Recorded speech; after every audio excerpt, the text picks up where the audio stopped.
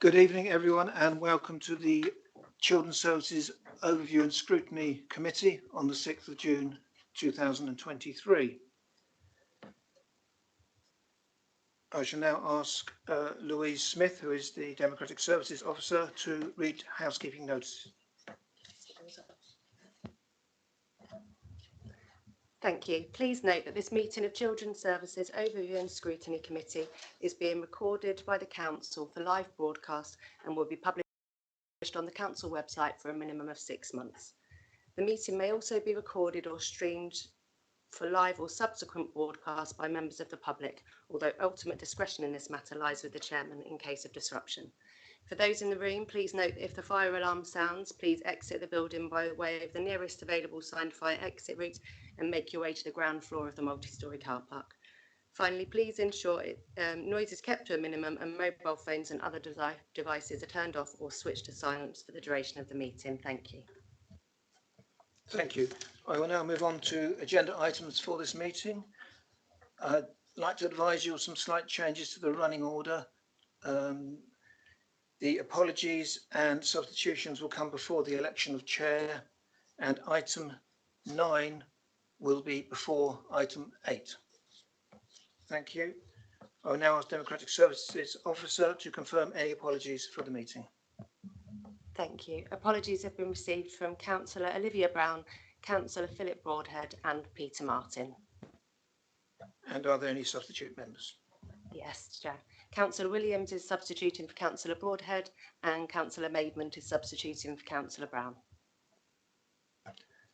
Thank you. Now item 3, election of chair of the Children's Services Overview and Scrutiny Committee.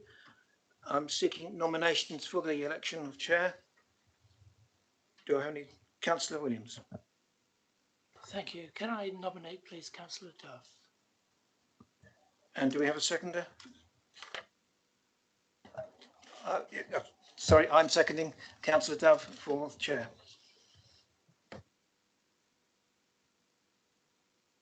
Are there any other nominations? No.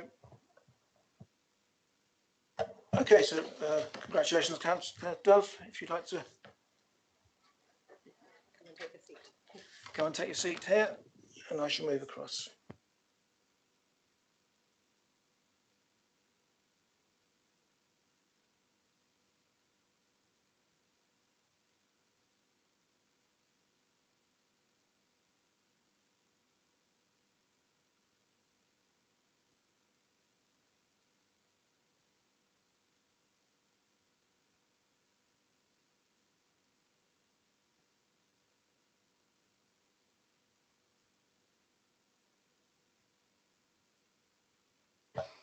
Thank you, everyone, and thank you very much for your support, both Councillor Williams and Councillor Bull. So the next agenda item is election of Vice Chair of the Children's Services and Scrutiny Committee. And is there any nominations from the floor, please? Councillor Williams. Can I nominate Councillor Bull, please? Thank you, and I'd like to second that. And he's quite aptly already situated, so if there's no other nominations at the moment. Thank you. Congratulations, Simon Bull.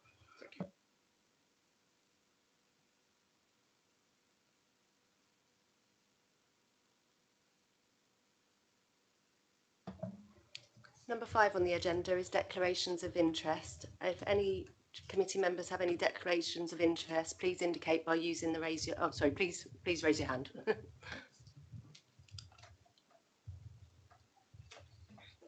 No, So I was just trying to get myself organised there. Just to say that I have a member of the family who is beneficiary of, but holds an EHCP with BCP Council.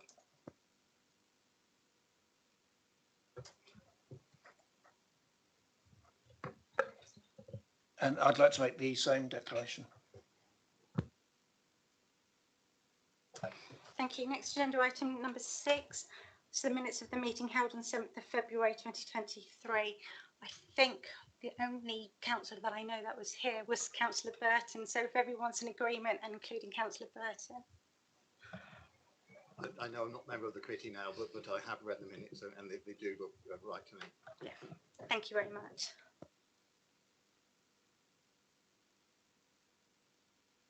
And I don't know if you've seen, but there is an action sheet also that I'd like to draw your attention to. So if anyone indicates otherwise, can I assume that we're all happy to agree with that action sheet? I know there was a lot of work when Councillor Burton chaired the panel to ensure that that was all on track and going forward quite smoothly. So if you all agree, can we just retain that, please?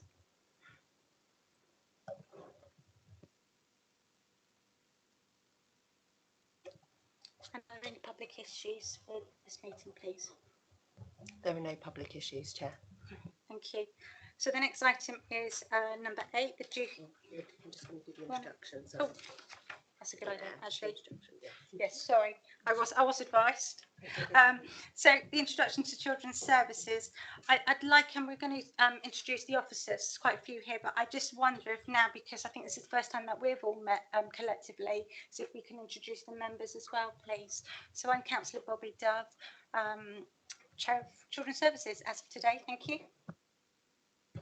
I'm Councillor Simon Bill, Vice Chair of Children's Services. I'm Lawrence Williams, councillor for Littledown, substituting today.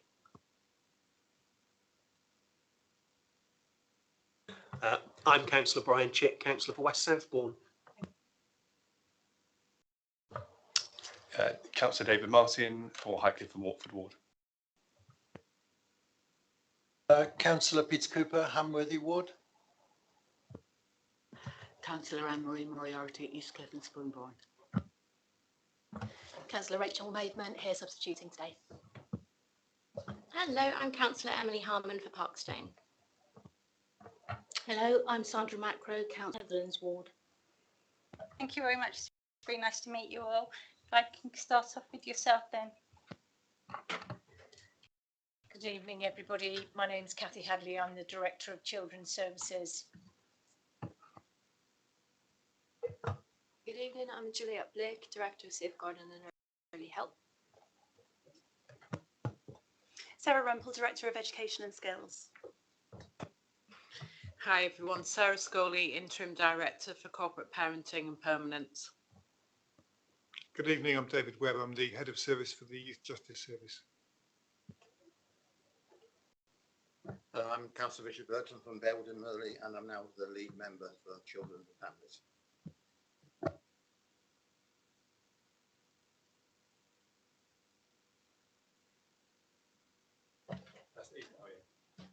Good evening, I'm Rachel Grabbett. I'm Director for Quality, Performance Improvement and Governance for Children's Services. I am Becky McDade, Youth Development Worker for Participation, here supporting Hala. Hi, I'm Hala. I'm a Deputy Member of Youth Parliament. Thank you very much. Thank you for making the time to come and see us this evening. Thank you very much. Also to have the representation from Youth Parliament. It's really important that you're here tonight, so thank you very much. So we're going to go back to the agenda as published. So the youth. Oh, sorry, no, Kathy's just going to do an introduction. Oh, I'm sorry. That's okay, Chair. Happy Chair. I was just going to outline some areas of children's services, what the priorities are, just as a beginning of the new era of doing scrutiny. So we've got a presentation. Some of you may have seen some of this because it was part of our presentation that we did, but just to go through it, there are two arms to Children's Directorate. There is a children's social care element, which is vulnerable children and families who need extra help, and then obviously children who are at risk of harm, and where we take steps to make children and keep them safe. And then there is an education and skills arm, which brings services together across the education system and works in partnership across BCP to deliver the shared objectives and resources for children and young people to ensure that they're included and receiving suitable education, and that they're reaching their full potential, and that we have a special educational needs system that works for all and meets statutory requirements. So those are the two arms across the Directorate. Then going forward, just really, I know the slides might be small to everyone. We can send these out. It's just setting out the people that we've introduced this evening. So one of the arms under Children's Services under myself is Sarah Scoley, which is corporate parenting. That's fostering, adoption, children in care, children with disabilities, care experience young people. And then we have Aspire Regional Adoption Agency, which we share jointly with Dorset Council. We then have the early help and safeguarding area, which is our front door, where some of the work comes in through the system, our assessment teams, our court teams, early help, complex safeguarding and youth justice service that David is here representing today, but also we share that with Dorset Council. Then we obviously have Sarah Rempel, Director of Education and Skills. That's about educational improvement, virtual school and inclusion, schools place planning and admissions, SEND service, skills and learning, adult community, early years and family help. And then obviously we, as Rachel set out, quality assurance, safeguarding and partnerships. So all that work we do around the improvement board, all that work that we do around performance information and governance to help us understand our performance. We have a really robust children rights and engagement area, and the children's members of parliament are part of that, and then governance improvement. And then just on the right hand side, we do have what we call building stronger foundations, which is our transformation arm for children's. Slide 4, we just go on to our spend. So there is a net budget of 86 million. And you'll see here that the majority of that is spent on corporate parenting area. So that is very much our placements area.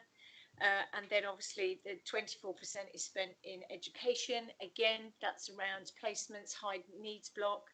And then some on partnerships, small amount on quality and performance, and then Director of Safeguarding and Early Help.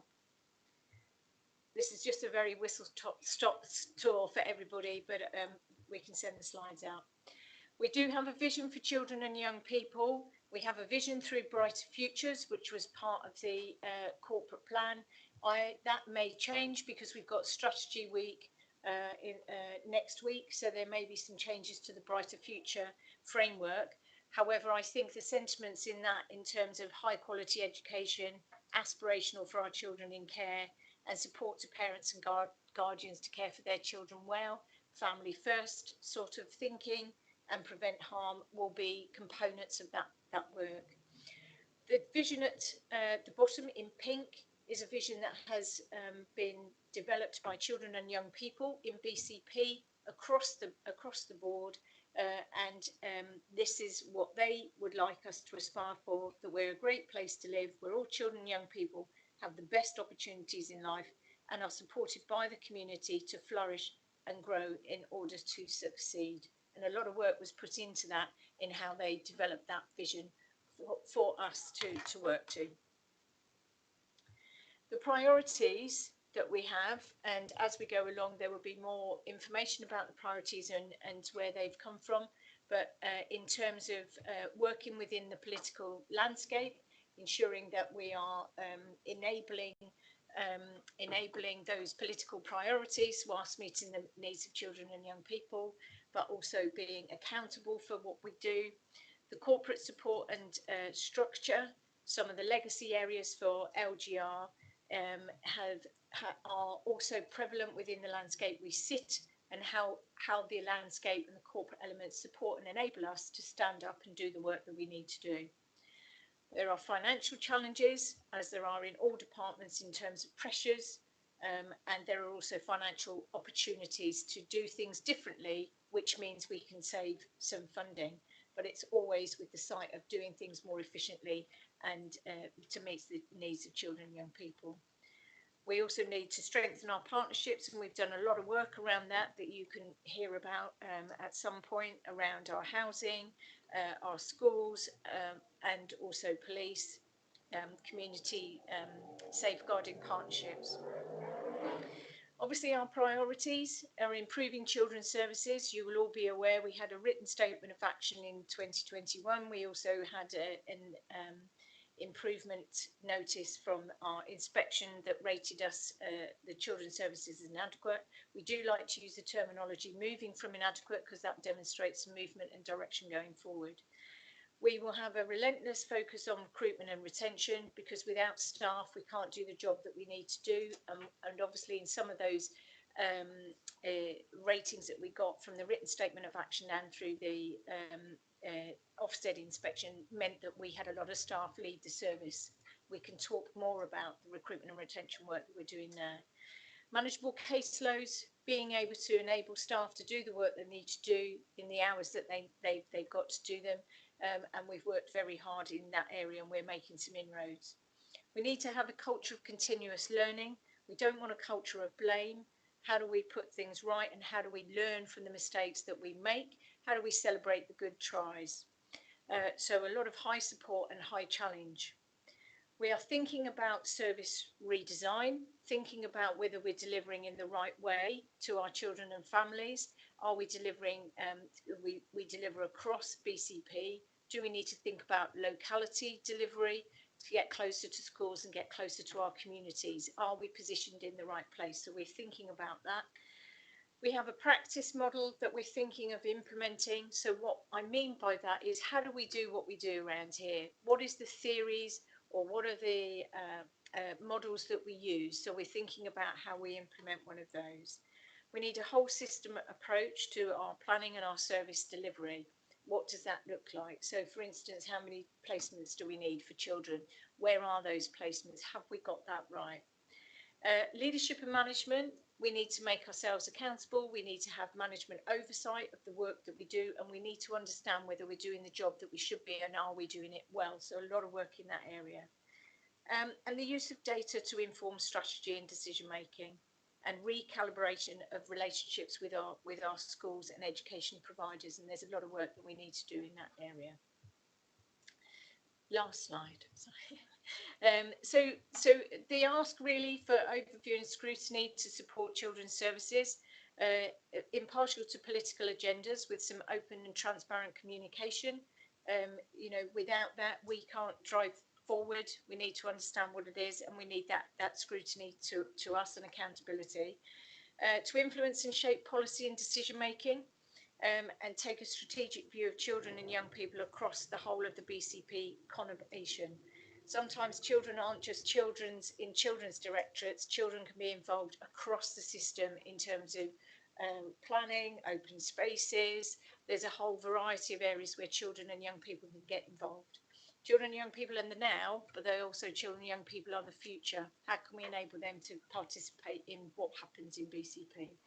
We'd like overview and scrutiny to act as a critical friend, creating constructive relationships, always working in partnership, forward thinking, making positive change through effective forward planning for this meeting. What is it that you are interested in, and what is it that we can furnish you with to review and have some oversight of?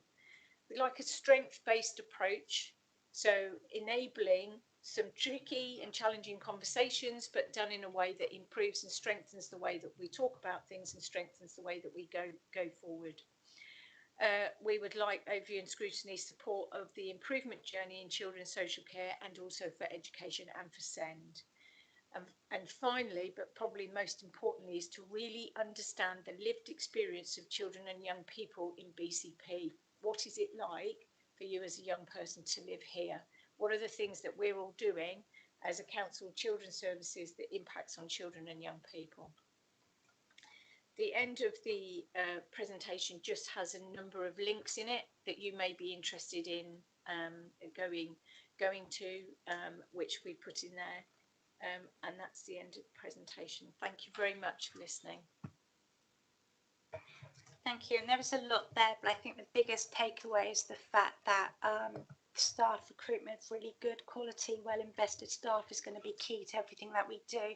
And if it's okay, with on behalf of the panel, just extend our thanks to every member within your directorate, and we will of course be here to support them as and when required.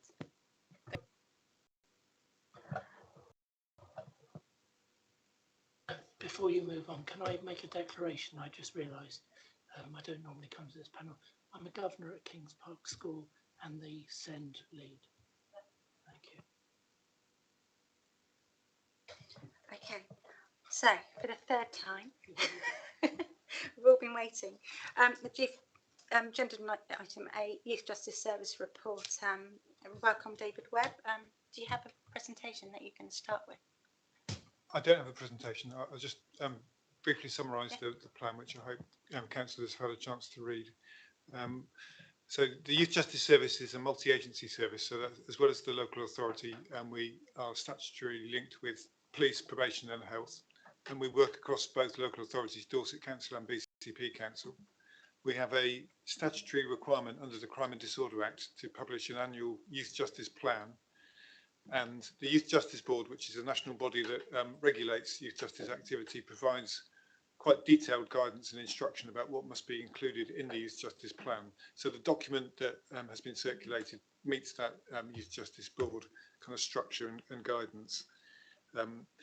I should say that there is a bit of version control because there is a subsequent version of the plan which I intended to have circulated. It's no substantive changes. I've moved the some section into the appendix, and in rereading the plan today before this evening's committee meeting, I identified some spelling mistakes, which I have corrected and will so it'll be a slightly different version, hopefully, which will go forward. So it's a requirement that both local authorities, because it's a statutory need to publish the plan, both local authorities need to approve the Youth Justice Plan each year, and we also need to submit it to the Youth Justice Board for their approval.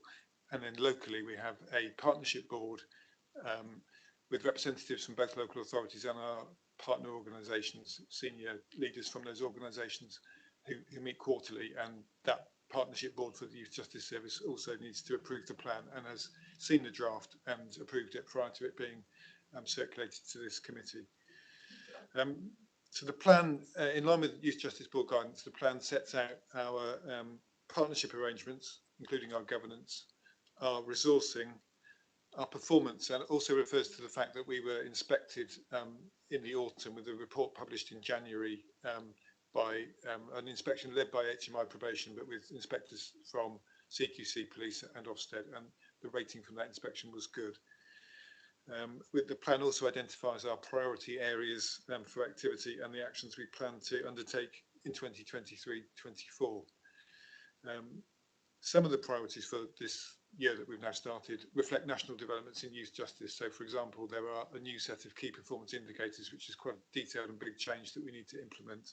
And some of the other priorities reflect local priorities, and we align those with other strategic partnerships. So, for example, the Community Safety Partnership and the Safeguarding Children's Partnership. So some of those priorities would be about addressing youth violence and child exploitation, effective prevention work so that we can reduce the number of children entering the justice system, and improving children in the Youth Justice Service who work with our service, their access to suitable education. And also we're trying to work more on promoting a positive identity. Kathy mentioned being strengths-based, and that's something we try to do in our work as well, to identify the positive identity that we can help children to build. So that's my sort of initial summary of the Youth Justice Plan that is in front of you this evening.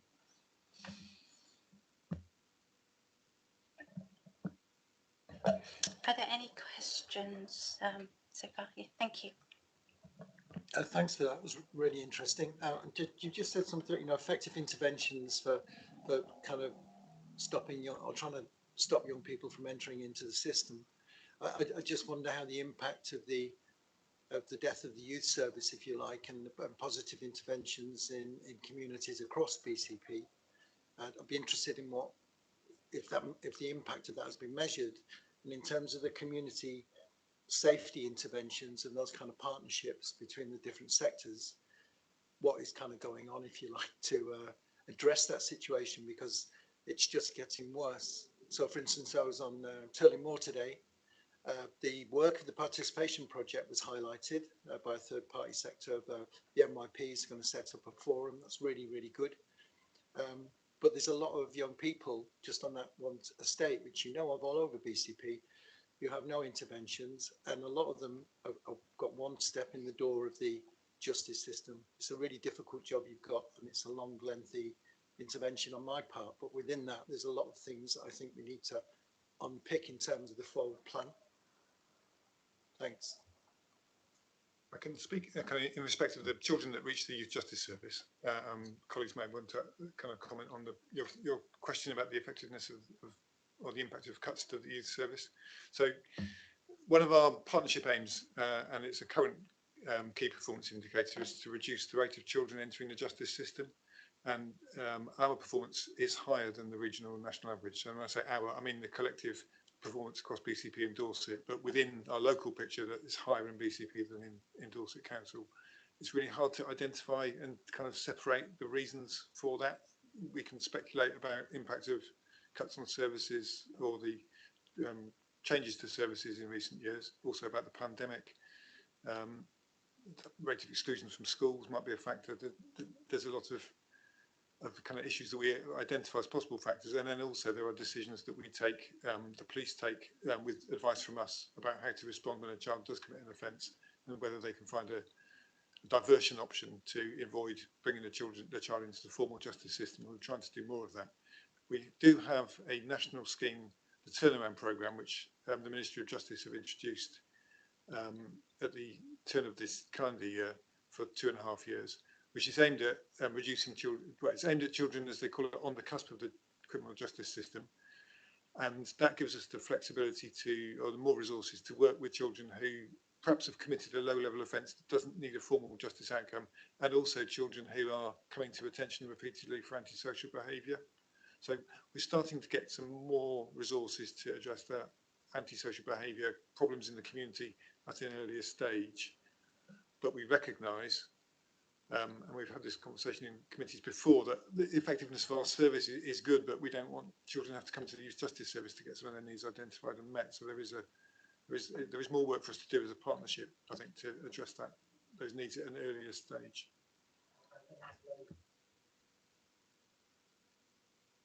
Down to Children's Services, a comment there about maybe moving to more locality ways of working and focusing in areas and finding root causes and root solutions.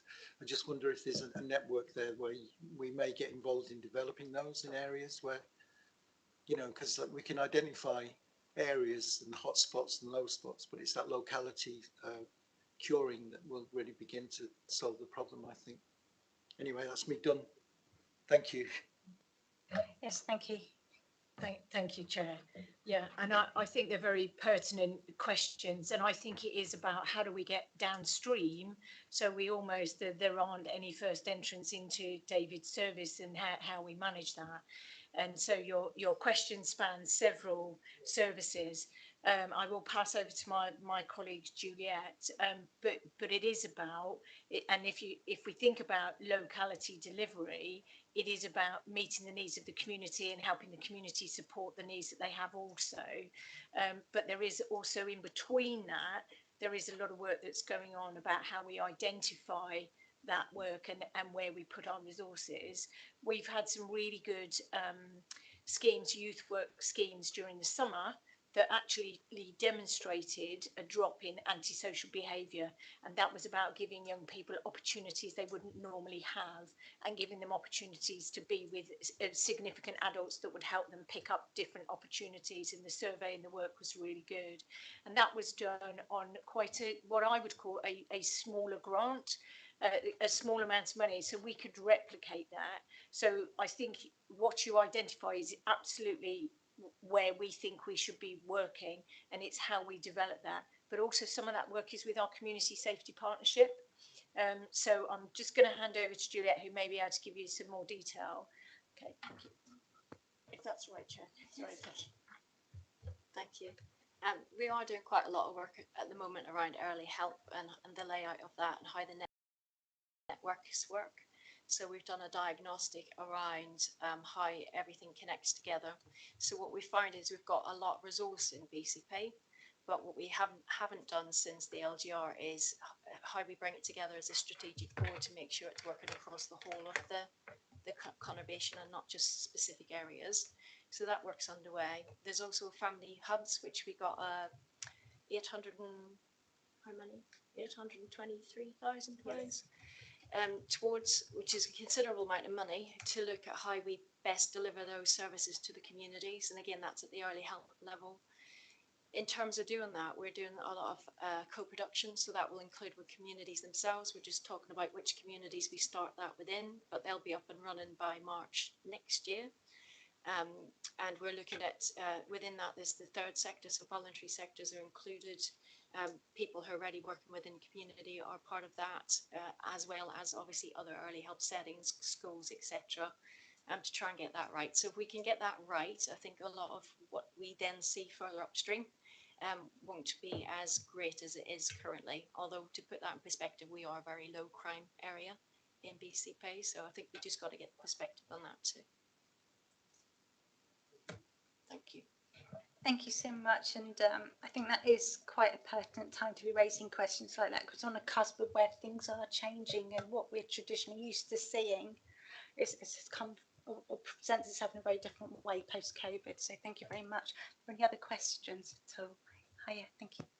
Hi, program. I just wanted to hear a bit more about it, how long it's been going, and the impact that we might have seen so far from it. Thank you. The scheme was announced by the Ministry of Justice in October, and it was introduced at quite a rate.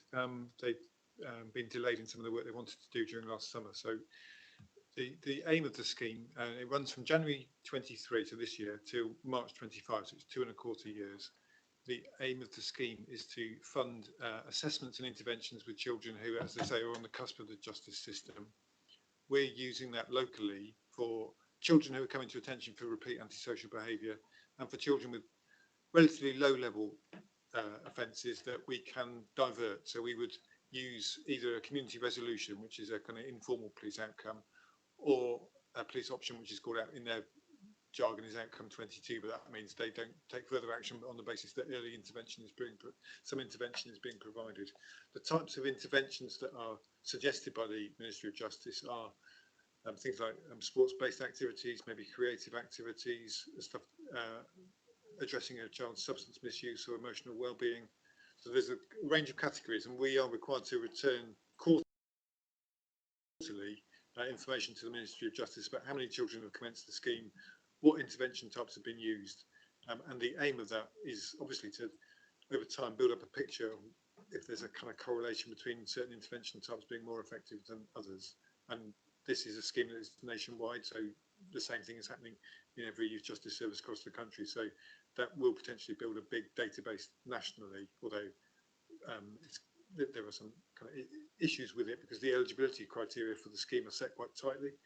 So children who are already receiving early help support, or who are on a child protection plan, or who are child in care, are not eligible for the scheme on the basis that the logic of the Ministry of Justice is that resources are already provided for working with those children.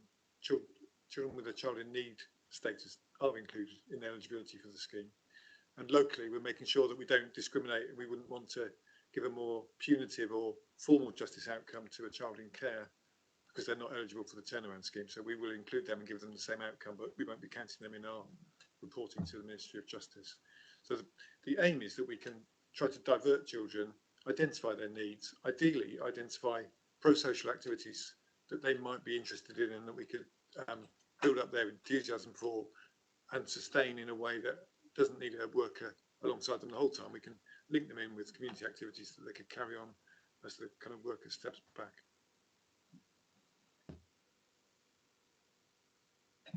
Is there anyone else who'd like to ask a question? If you don't mind, do you mind if I just ask a few in that case? And David, you know what I'm going to say. We've had this discussion when we both co-created the CSP. And I'm really pleased, actually, some of the work that we've done on the CSP strategy has been mentioned, you know, about going upstream, stopping people, vulnerable people falling into the stream, so we're not waking them out later on down the road. And it's exactly the vision that we wanted to see across all of our partnerships. I suppose when we look at the strategy itself and we talk about the vision, I wondered how you came to the vision being as it is, because it's really broad, isn't it? I love the ambition, but when it's a vision, it's really hard to try and tie down and I'll talk to you about later, but later in the strategy, there's no metrics or measurements to judge the success of where we're trying to get to. So I just wondered how you arrived at that vision place. So it's a kind of combination of different sources to talk. So partly, I mentioned our partnership board, kind of conversations there about our service priorities and aspirations. also aligning with the Youth Justice Board, who are promoting very strongly a child first agenda. And originally that was child first, offender second, and then they realised we don't need to say offender at all, we just say child first. So it's identifying that we're working with children who often have additional needs and past experiences that maybe mean we need to respond to them in a really individualised way. So we're thinking strongly about what it is to be a child with those past experiences and how we can meet their needs. So, and then also talking with team members and trying to kind of hear the voice of the people that use our service, so not just children but also victims.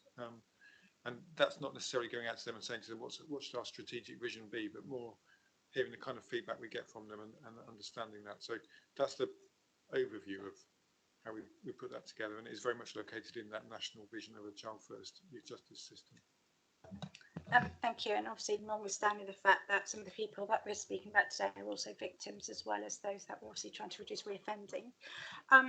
In terms of your key priorities, the first one is reduce the number of children in the youth justice system.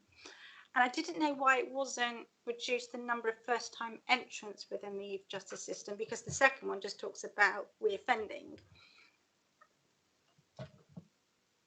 It could be better expressed as reducing first-time entrants. I mean, that is the aim. We would like children not to enter the justice system, because we understand that the impact on that is likely to aggravate the risk of further offending, and so it's a negative impact on the child, but obviously it also means they've committed an offence which potentially has a victim and has therefore caused harm to other people. So you're right, it would be reducing first-time entrants would be the kind of main aim.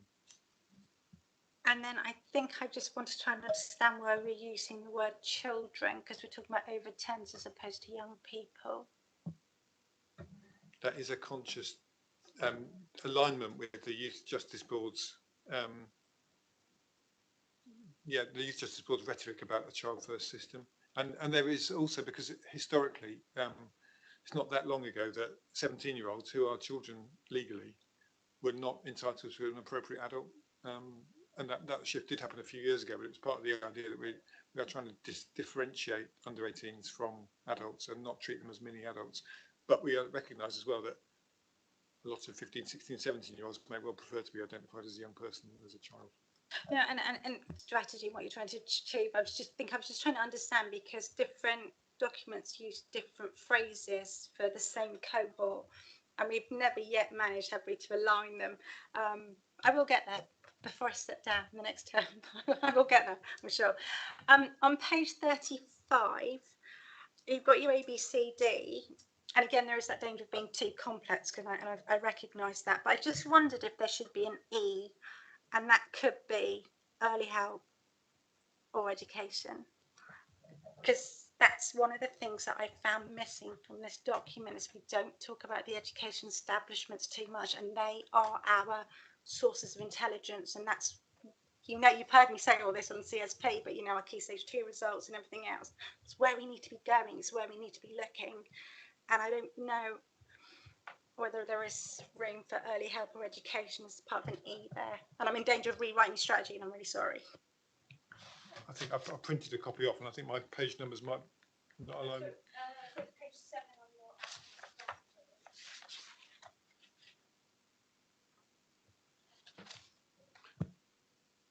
on Sorry, I should have turned my microphone off, but I'll turn it back on again now. So those ABCD numbers came from the Youth Justice Board research. That's a kind of national mechanism, but E for education would be really appropriate, because that is really important part of our work.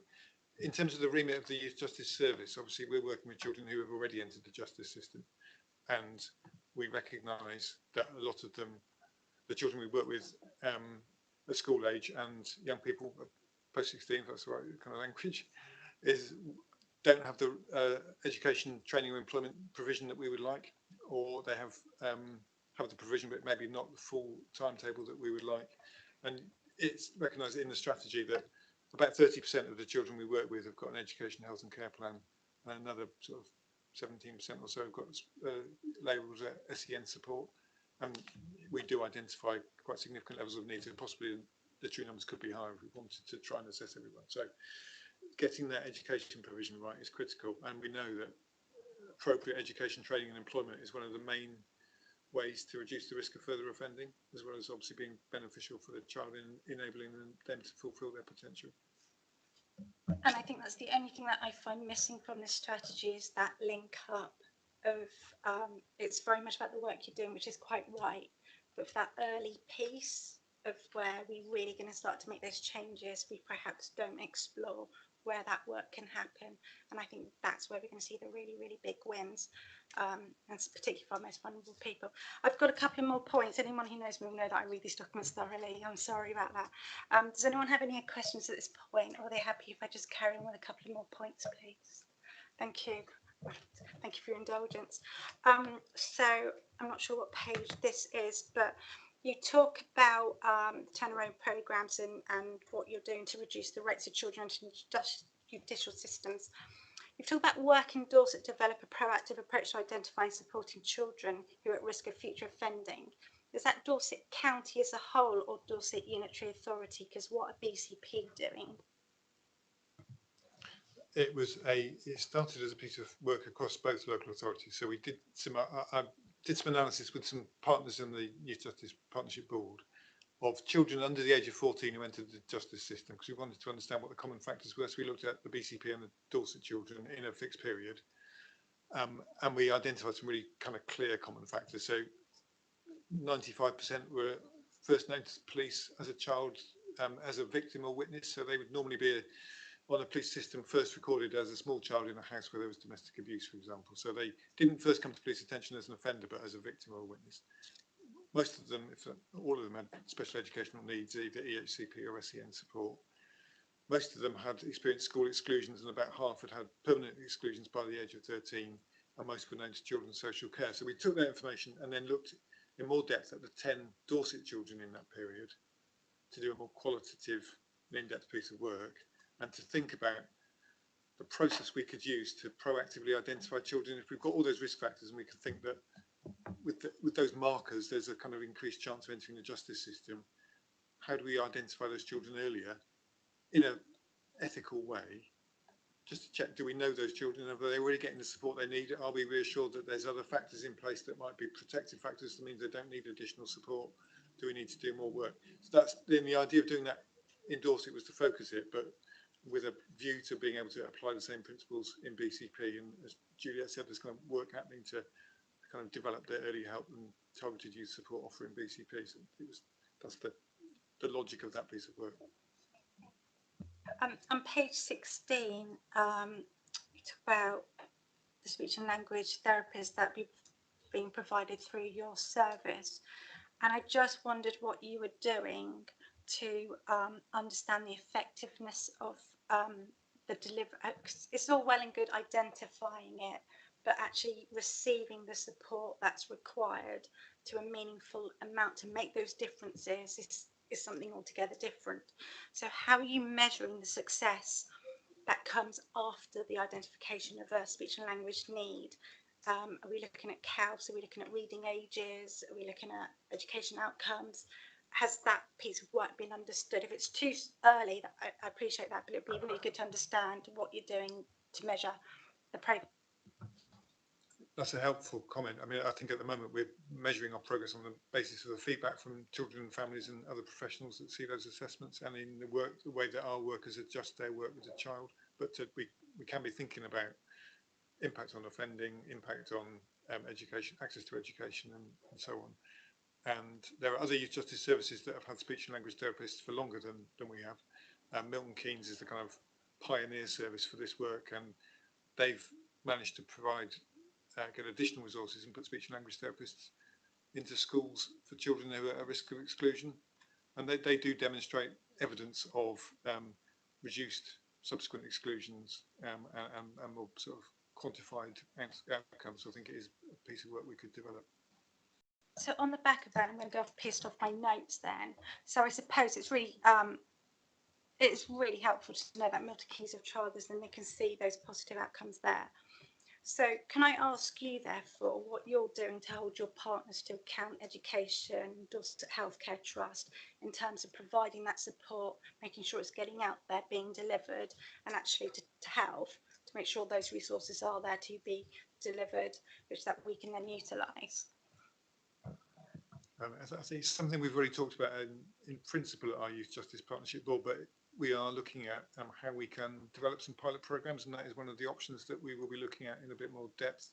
And alongside that, the Community Safety Partnership are taking a lead on the serious violence duty, which I've also mentioned in the Youth Justice Plan, which comes with some funding. And one of the proposals from the Community Safety Partnership for the specified authorities for the serious violence duty is to consider that speech and language input into schools for children at risk of exclusion. There would be, and in theory that's definitely, I think, something to promote. There are some practical problems because recruiting speech and language therapists is really difficult. We have got a vacancy at the moment and we are hoping we're going to get applicants for that post. There's I think a 23% vacancy rate in the Dorset Community Speech and Language Service. So setting up the approach would be good. Then there'll be next step of actually finding speech and language therapists to do the work. Yeah, and I suppose my only concern with all of this, and you would have heard me say it in the CSP in terms of tangibles and measurements, because we have these reports come every year and we have this plan and you meet quarterly. And then in a year's time, you're going to be here and we'll say, we've tweaked this, we've tweaked that. So how is this going to be, and this document here, how is it going to be any different to something that we've seen before?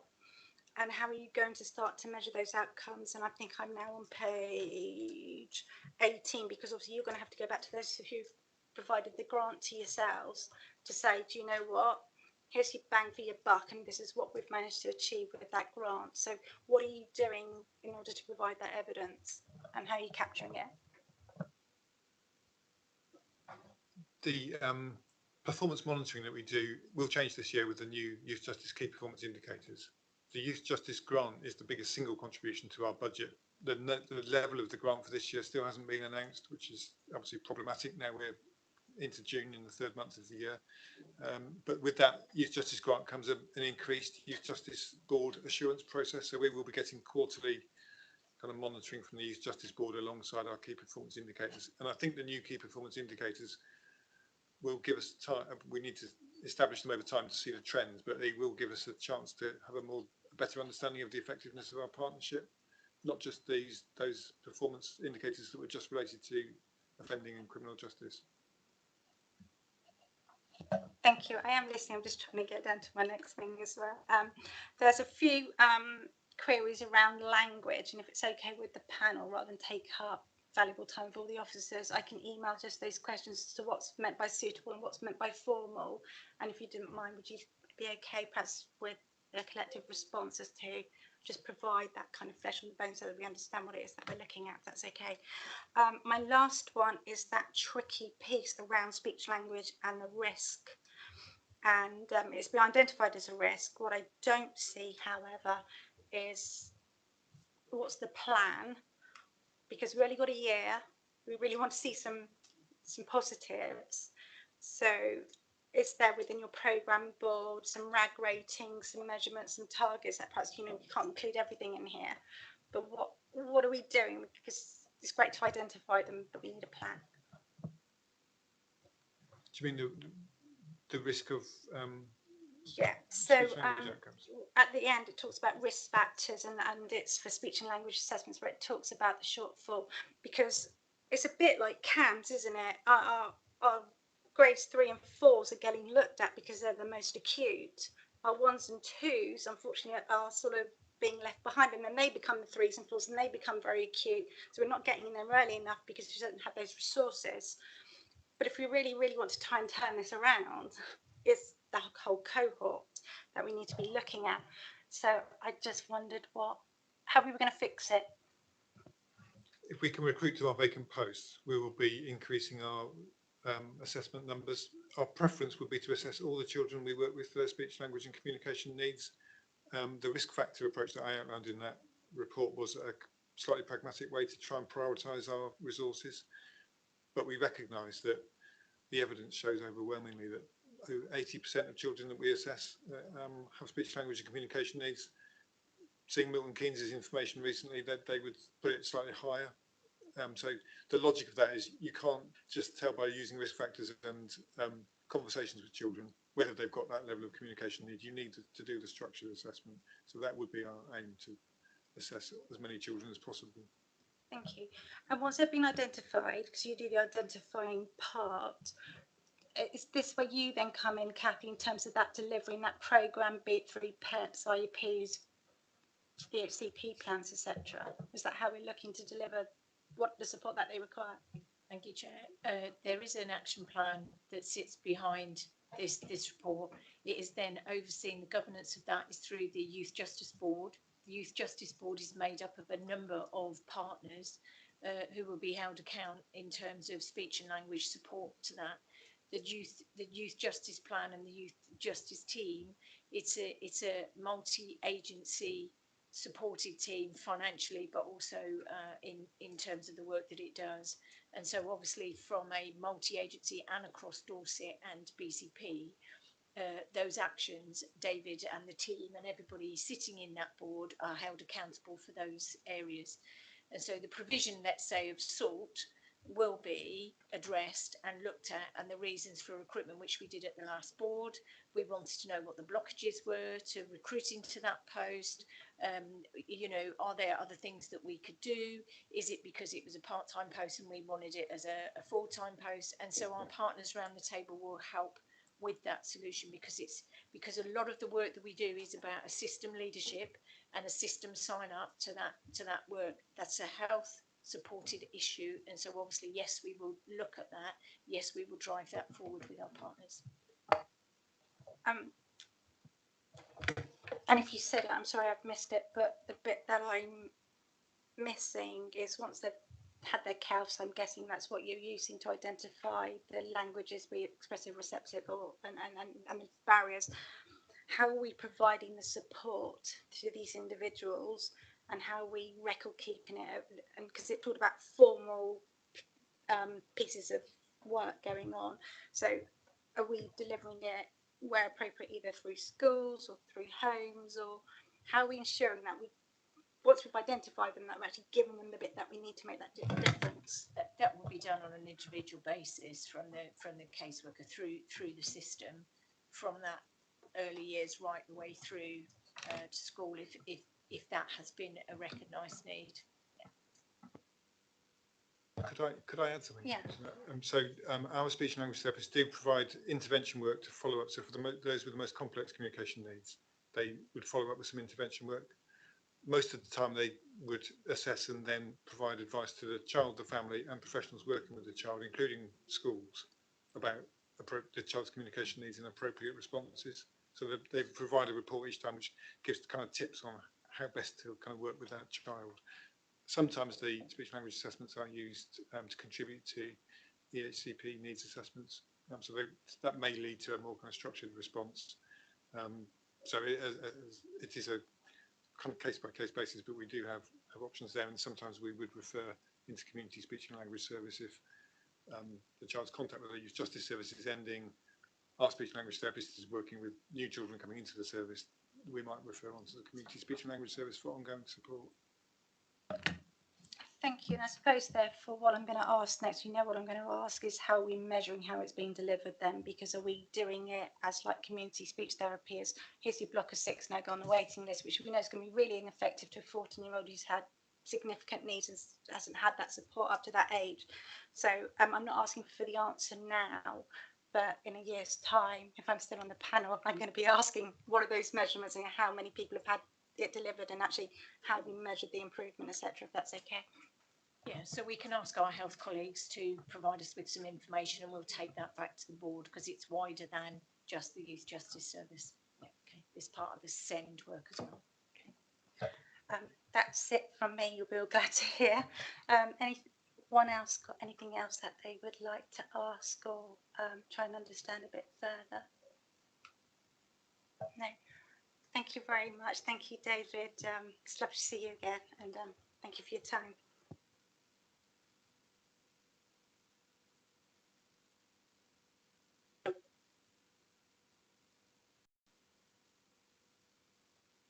So the recommendation is that we endorse the plan so that it can be adopted by BCP Council. How's everyone feeling about it? Do we need to go for a vote, or is there any amendments that anyone would like to make at this time? So I propose that we adopt it. Is anyone to second it? Which movement? I'm sorry. Thank you. Everyone in agreement? Yep, let's say everyone's in agreement. Thank you very much.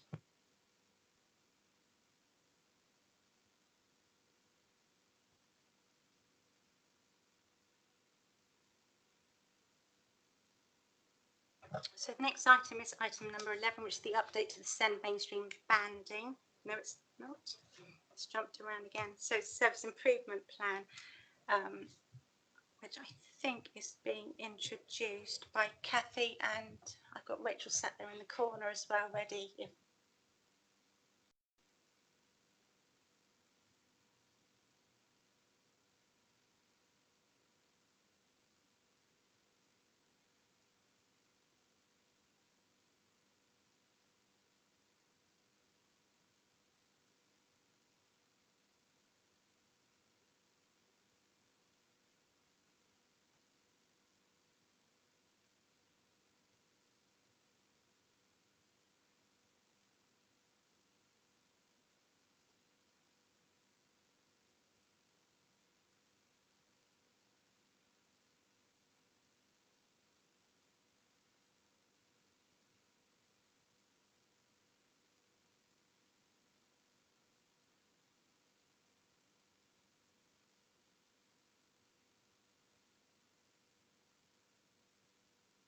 which is a non-publishable report. So they came to visit us on in March, and they went through the corporate parenting and permanence team. What they were looking at were these areas. They are always wanting to reassure themselves about quality of practice, and we wanted to look around the securing permanency for young people and children. So they were looking at those children who had recently come into care, and the significant number of unaccompanied asylum seekers that we have in BCP, who may have been placed in hotels as adults because they turn up at the port and they say that they're adults, and then when they're in the hotels they say that they are children. Once they say they are children, we have to treat them and deal with them as children. So that was a particular interest of Ofsted. They looked at the quality of practice, as I said, around our planning, our emotional support, recording of children's views, considerations to our securing permanence for our children in care. So have we identified a permanence home for those children? And what we mean by that, there might be a child who is in a foster home which will be a permanence home, but have we done that through a panel that has actually acknowledged and recognised that? Quality assurance and management, they wanted to make sure that we had that management and leadership oversight of the work and the standard of the social work. And they wanted to look at the virtual school and how the impact of the virtual school had increased attainment and progress made, especially for our children in care. They also were very interested in recruitment and retention because they're aware that is a challenge for us. And they wanted to understand the experience, how experienced staff were, how they were able to deliver the improvements, and whether children were having multiple changes of social workers, because that was something they picked up in our visit in December. So the headline findings, they felt that our unaccompanied asylum seekers received a very quick and very sensitive service from us, that they felt that senior leaders know our strengths and weaknesses in the service, and we had taken some immediate steps to improve some of the areas they were looking at in children's services because we have particular concerns. They considered that we were taking really positive steps to increase the permanent staff, and we are actually are doing that as we go through the system. And they felt that that was beginning to make some traction, because as soon as you get permanent staff, people invest, people actually then enable a culture change, and so these things are taking place. They felt that the changes for this particular area only started in recent months, and they felt that there was an improvement in the visibility and the change in staff morale in this area.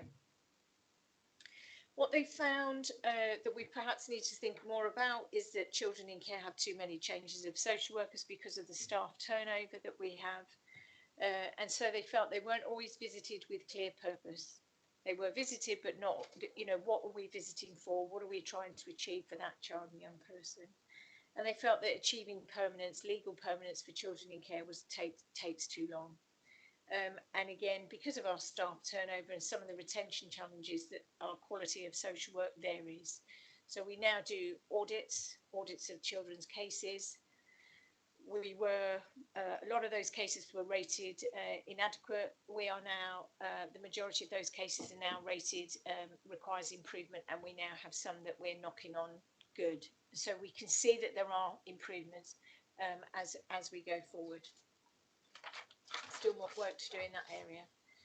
They felt that the leadership and management, that we didn't tell them anything that they didn't find. So we, as I said, we knew ourselves well, and that we'd put things in place to address the areas of it and issues that we had. We had a practice week. We do something where we go into particular teams for a week, and we had gone into this particular area in the service, and it had shone a light on some of the practice issues that we had concerns about, and that was some time before Ofsted moved in. And they felt that it was a credit to how the service had quickly turned around some of the findings in practice week, and they'd responded to that, and so they were impressed on how quickly we'd got on top of that. They felt it was early days though to see the impact of that on children and young people, quite rightly. There was a new service director in post, which was Sarah, and that had a lot of impact on morale, and there was a feeling that the leadership was more robust and it was stronger. And staff were rising to the challenges that we put to them during practice week and some of the outcomes for that, and that they could evidence that they knew their children well and they could talk about their children in passion. And sometimes we get workers who can speak about their child and know a lot about their child, but sometimes that isn't always reflected in the file. And so it's almost like we need to make sure that that's there for when a child comes back in years, it is there. And they felt that we know what good looks like, and so we all are striving towards that. They felt there were evidence of progress. The evidence was positive steps to increase the number of social work staff, and since January we've made some real inroads into that in a way that we haven't done in the last year. Unaccompanied asylum seekers we talked about. Children are visited more regularly and with more purpose than they were before, although they were saying there were still areas where we were perhaps needed to do more in that. And the review of children's cases were timely. There were pockets of better practice in children in care, so some inconsistent social workers, some really good practice, but some areas where there was a little bit of inconsistency. Specialist teams, they saw good work based on the individual needs of children and some really good plans.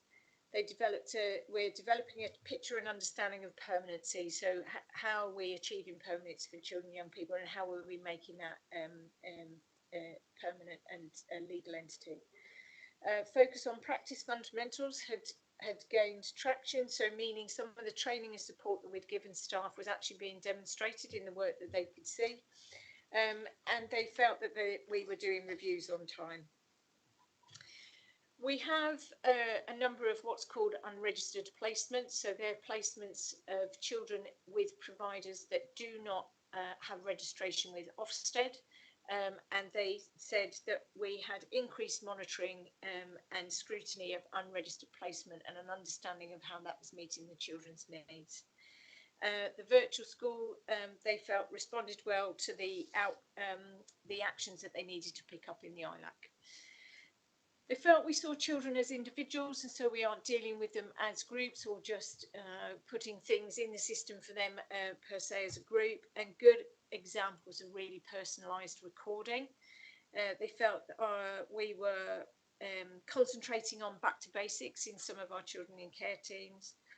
And they felt that our independent reviewing officers really had some long-term relationships with our children and young people in care, and that made a difference, and they advocated for them. They felt that the IRO's work and work with the teams led to some changes, and the level of challenge, although the level of challenge can be inconsistent, and people working on those issues.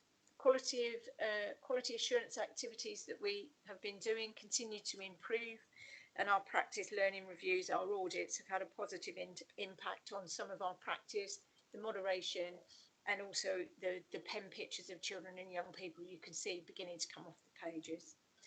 They felt that our audits identified the majority of gaps in practice, and this continually begins to support the social workers and the managers in understanding what it is that they need to do and improve on.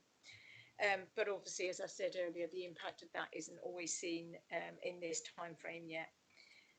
And the pay and reward that was agreed last year in the autumn for our social work staff is seen as an impact, and we are increasing our recruitment. What we need to do next, they felt it was a line in the sand has been drawn. Ofsted felt that we were where we should be at this point in the improvement journey. They felt we were consistent. So some of the things we need to do is be consistent in our planning. We need to do manage the workforce stability, which we've talked about, the gaps in recording, some of the chronologies for children on file. Permanency plans need to be realistic and not vague, need to achieve permanence. Special guardianship orders were too low. Supervision and management oversight needs to increase. Consistency, more stable and quality of practice needs to be maintained. That comes with a consistent workforce and a permanent workforce.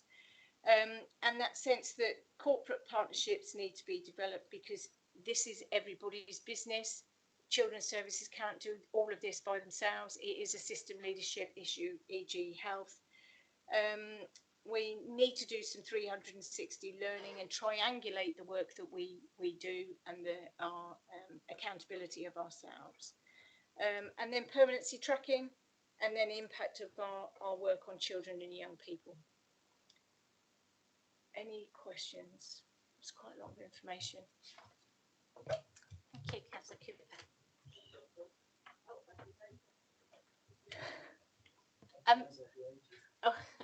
Just say thank you so much, Kathy. A lot of the questions I had, you did cover just then in your overview, which was fantastic.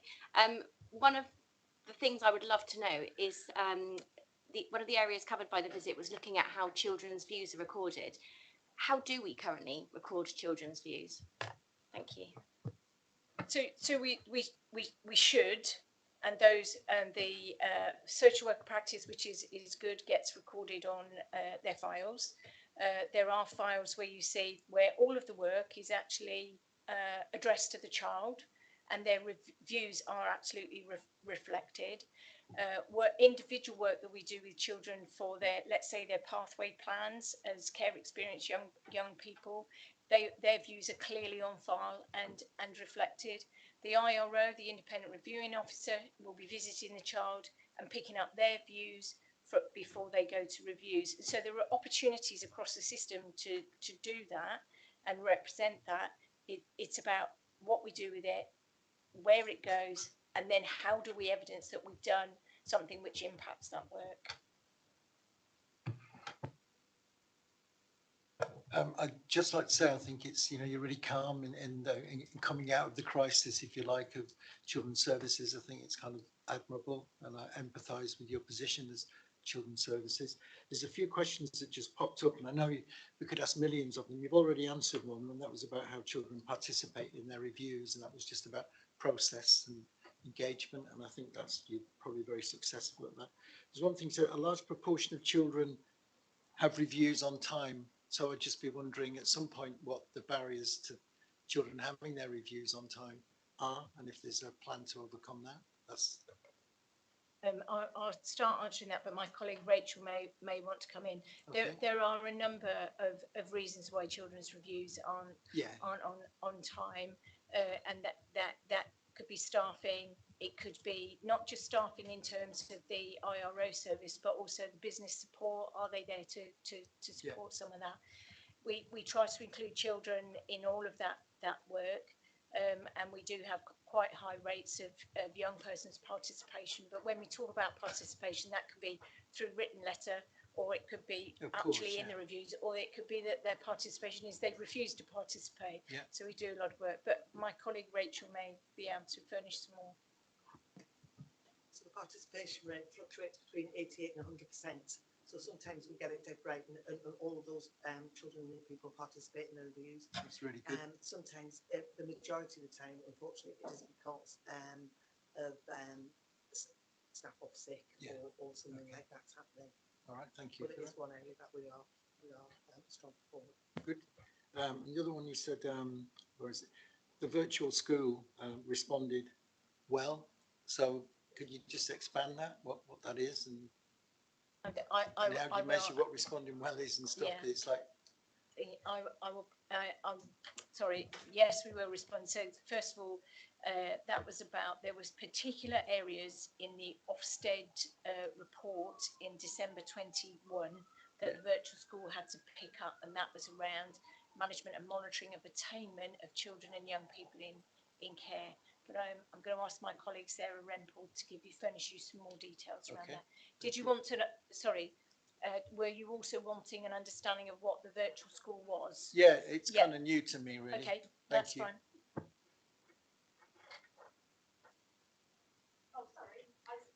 Actually, we have got the head of the virtual school online, Kelly. Well. Hello. Hi. Yes, the comments on the slide relate to the ILAX inspection that we had in 2001, and we were tasked with taking a more strategic view of our attainment and progress for our young people. So as I just started talking, I'm not actually introduced myself. Sorry. My name's Kelly Twitchin. I'm the head teacher at the Virtual School and College for BCP Council. But going back to your question, so what we've done is we've very much looked at not only individual children's attainment and progress, which is very much shown on their PEP document, which is their personal educational plan. Children in care have that 3 times a year. We now look at a much more, sorry for the noise, have a much greater oversight of the attainment and progress of all our children that are in care to BCP, regardless of where they are. And we're looking at this with managers within the virtual school, and then we're sharing this information with our team so that when we go to meetings, we can talk to schools about what they're putting in place to ensure that our young people are achieving the very best that they possibly can. And Ofsted felt that we'd responded to that really well and that we've moved things forward. In terms of what we do, so every local authority has a virtual school head. It's a statutory role. Every local authority's virtual school looks very different depending on where they are, and we have a responsibility to promote the education for children in care. About 5 years ago, that extended to children that were previously looked after, and more recently, over the last 18 months, we now have an oversight of children, all children, with a social worker. Our main work is, our core work is with children in care who all have in BCP an allocated teacher or officer, and we work with our young people in early years, right through statutory school age, post 16, and also we have a care leaver offer as well. That's a whistle-stop description of the virtual school. Excellent, thank you very much. Thank you very much. And there's just a couple more observations. When you say too few achieve permanence, can you expand on that one? What that actually means? Sorry to be a pain. No, not a pain at all. No, it's just so there are children that as children in care, it's been decided through the courts they will not be returning home. So it's on. So we then have to find them permanent homes through Okay. that. Gotcha. And so they may be residing with the foster carer, but have we gone through the structures and processes to make that permanent and for that to be agreed? I don't know if my colleague Sarah would like to come in and just highlight some of that and what we're doing around that. Or is she coming back Yeah, on so Kathy's right in regards to ensuring, or we need to get better at securing permanent and stable homes for our children and young people. We have set up a permanency tracking monitoring system to track all of the children that don't have a permanency plan. Okay, good, thank you. And then one last thing, which is really difficult, I know. At the end of it, it said like impact on children and young people. So I suppose that's like a labyrinth of evaluation. And so how does that look if you were to draw it or whatever? It is a kind of very wide kind of what are our key performance indicators of how we would measure that. Yeah. And so the voice of the child is very key in that. And so from an individual basis, but also in terms of our work that we do across BCP. So the impact and outcome would definitely be, we would want to see that on file. So we understand what the assessment was, what the work that we did, and what the impact and outcome on that child and young person. We work very much with the teams to identify what it is that they're doing, which will ensure that impact and outcome. So from a micro level and also at a macro level.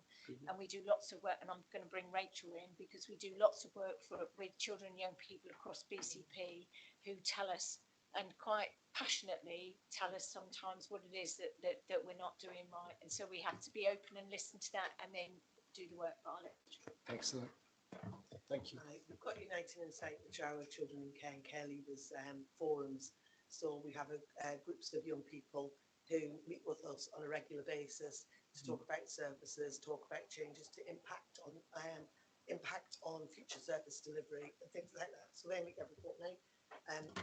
Becky, who's sat next to me, runs some of those groups alongside the rest of the team. Yeah, yeah. We also do twice a year what we call the Lived Experience Project. So we would approach 6 or 8 of our children in care, or children with SIN plans or child protection plans, and the team, Becky and her colleagues, would work with those children and young people and get immediate feedback, meet them on a weekly or a fortnightly basis, talk about their interaction with the service, with their social worker, what's happened this week, how they cope at school and all of that type of thing, to get a real here and now understanding of their lived experience. So we try and do that twice a year, and then we report that back into the service about what that actual lived experience is in the here and now for those children and young people. Kathy mentioned earlier on about the audits that we do. So we do about 60-70 audits a month now. Every manager is required to do one. The voice of the child comes through really strong there. We pick out themes from all of those as well as all the work that Kathy's described that social workers would do in their day-to-day work, working alongside those individuals. Practice Week is fantastic for giving us oversight and insight into the feedback and the impact on children and young people as well. So we have people go out and visit children and young people in that particular week, to sit and talk to them and find out what's happening. So there's a whole range of work going on to understand that impact and how services work alongside and what we can do to improve things for our children and young people. So within the service and also through the dedicated children's rights and engagement team. I mean, that's really good to hear. It's funny, today I'm talking to some workers in the food store, and they mentioned participation. One of them mentioned that there might be a youth forum developed, and in particular mentioned Becky and the MYP. But then I was also talking to the resident inclusion officer of BCP Homes, and we were chatting, and she was saying, well, how can we get this kind of thing generated within our own organisations? And going way back, we used to have that kind of link. Certainly in Poole, I don't know too much about Bournemouth or Christchurch, but there was a link where your work, which is really engaging people in evaluating their experience, that improving the services for all, that used to be shared amongst other people who were wanting to listen to residents or listen to anybody. So I just wondered, maybe not an income generation thing, because maybe you could sell them the service, or you could work in partnership to improve, because you're doing really good work, on a very limited budget, I should imagine. So it's a credit to you. Limited budget. Always. We do work exactly the same way with our commission services as well. So there's no difference between the commission services and the in sort of the in-house services. So yeah, and I take your point about expanding that out. Yeah. In sharing that experience that we have. Okay, thank you. Really good to hear. Yeah, go ahead. Thank you. Sorry, first of all, my apologies for the delay. I probably ought to register a possible conflict of interest. I actually work with young people who sometimes have EHCPs and RSEND. So, but the question I wanted to ask is, I did note in the report that it did say that caseloads sometimes are getting better. Where exactly are we on that journey, do you know, in terms of what a reasonable workload is for 37 hours a week or whatever it is? I'll start and then Rachel may come in, or any of my colleagues. So when probably a year ago, the caseloads in some areas were very, very high and not sustainable. And so each service has a slightly different caseload because of the slightly different work that they do. And so we put a strategy together in terms of how we wanted to reduce that caseload and what our expectation were. And it's a conversation to be had, because if you asked Ofsted, they'd probably only ever want anybody to have caseloads of 15 or 16. The reality of that and the workforce would be a real challenge for any local authority. So we came up with a strategy of what we felt each team should be. We have achieved that strategy, and we are now looking to reduce even further as we manage to get more social workers in. If we speak to social workers, and I also will do audits with staff, I will sit next to them, and one of the questions I always ask them is, do you want to tell me what your caseload is? And they will be honest, and I've not met anybody that's told me they felt their caseload was too high at this point. I think people would feel they would get more capacity with slightly lower caseloads, and so obviously we will work to achieve that. We have also what's called intake teams, so sometimes their caseload, so if you looked at it today, it might be quite high in team A because they've taken a load of work in, but it would be less in team D because they've moved work out. I don't know if my colleague Rachel, do you want to come in, or? Yeah, it's just to say, since we've introduced those average caseloads, they have decreased. We're on an average of approximately 18 cases per worker. But like Cathy said, there's different averages in each team depending on the work of each team. So we're certainly starting to achieve that, and Ofsted and the staff are recognising it. So through the recruitment campaign that we have and the work that we've done with staff want to be recognised with their pay, and they want manageable caseloads, and that's certainly sort of coming through there. Sorry, I was just going to add, there is always caution. So the average is 18, but there is caution within that, because there'll be some with higher and there'll be some with lower. And then we'll also have people who are on protected caseloads. So our student social workers who are in a, so the average is, I just want to make sure people understand that there is variation within that. Thank you. This sounds like you've made a huge amount of progress, actually. Thank you. Thank you. And again, some kind of clearly like really positive progress that can be seen kind of from where we were kind of a little while ago. And I guess on that, I'm asking maybe a little bit of crystal ball work here and looking at kind of scanning the horizon a little bit. But are there any risks that you can kind of anticipate seeing in the course so that might stall the current progress? And if so, is there anything in place at the moment to try and mitigate those risks? There's a number of risks, both externally and internally. So if I start with the national, there's some national work that's going on in terms of from Josh McAllister's review into children's social care. So there's a lot of pilot work going on. We will benefit from some of that because we're next door to Dorset, who are doing some pilot work, and also Hampshire County Council, who's our sector-led improvement partner. And so we'll learn from things that are happening there. There's also a consultation out at the moment about agency social workers, how councils use agency social workers, how we might employ them or not employ them. There may be some unintended consequences of that, because there's a lot of social workers our conversations with our agency social workers is some of them do it as a lifestyle choice so that they can afford a deposit for a house. And so so some of the changes may not sit well with them. And so are we going to end up in an environment where those social workers choose to do something else? Equally, the consultation and the work that the government and everyone is doing nationally in that arena might mean that we benefit of more stability. So we're not sure in that way. So recruitment and retention will always be a worry. And so how we do that. I think finances are a challenge. And I think we need to begin to think about what do we need to support us on our improvement journey.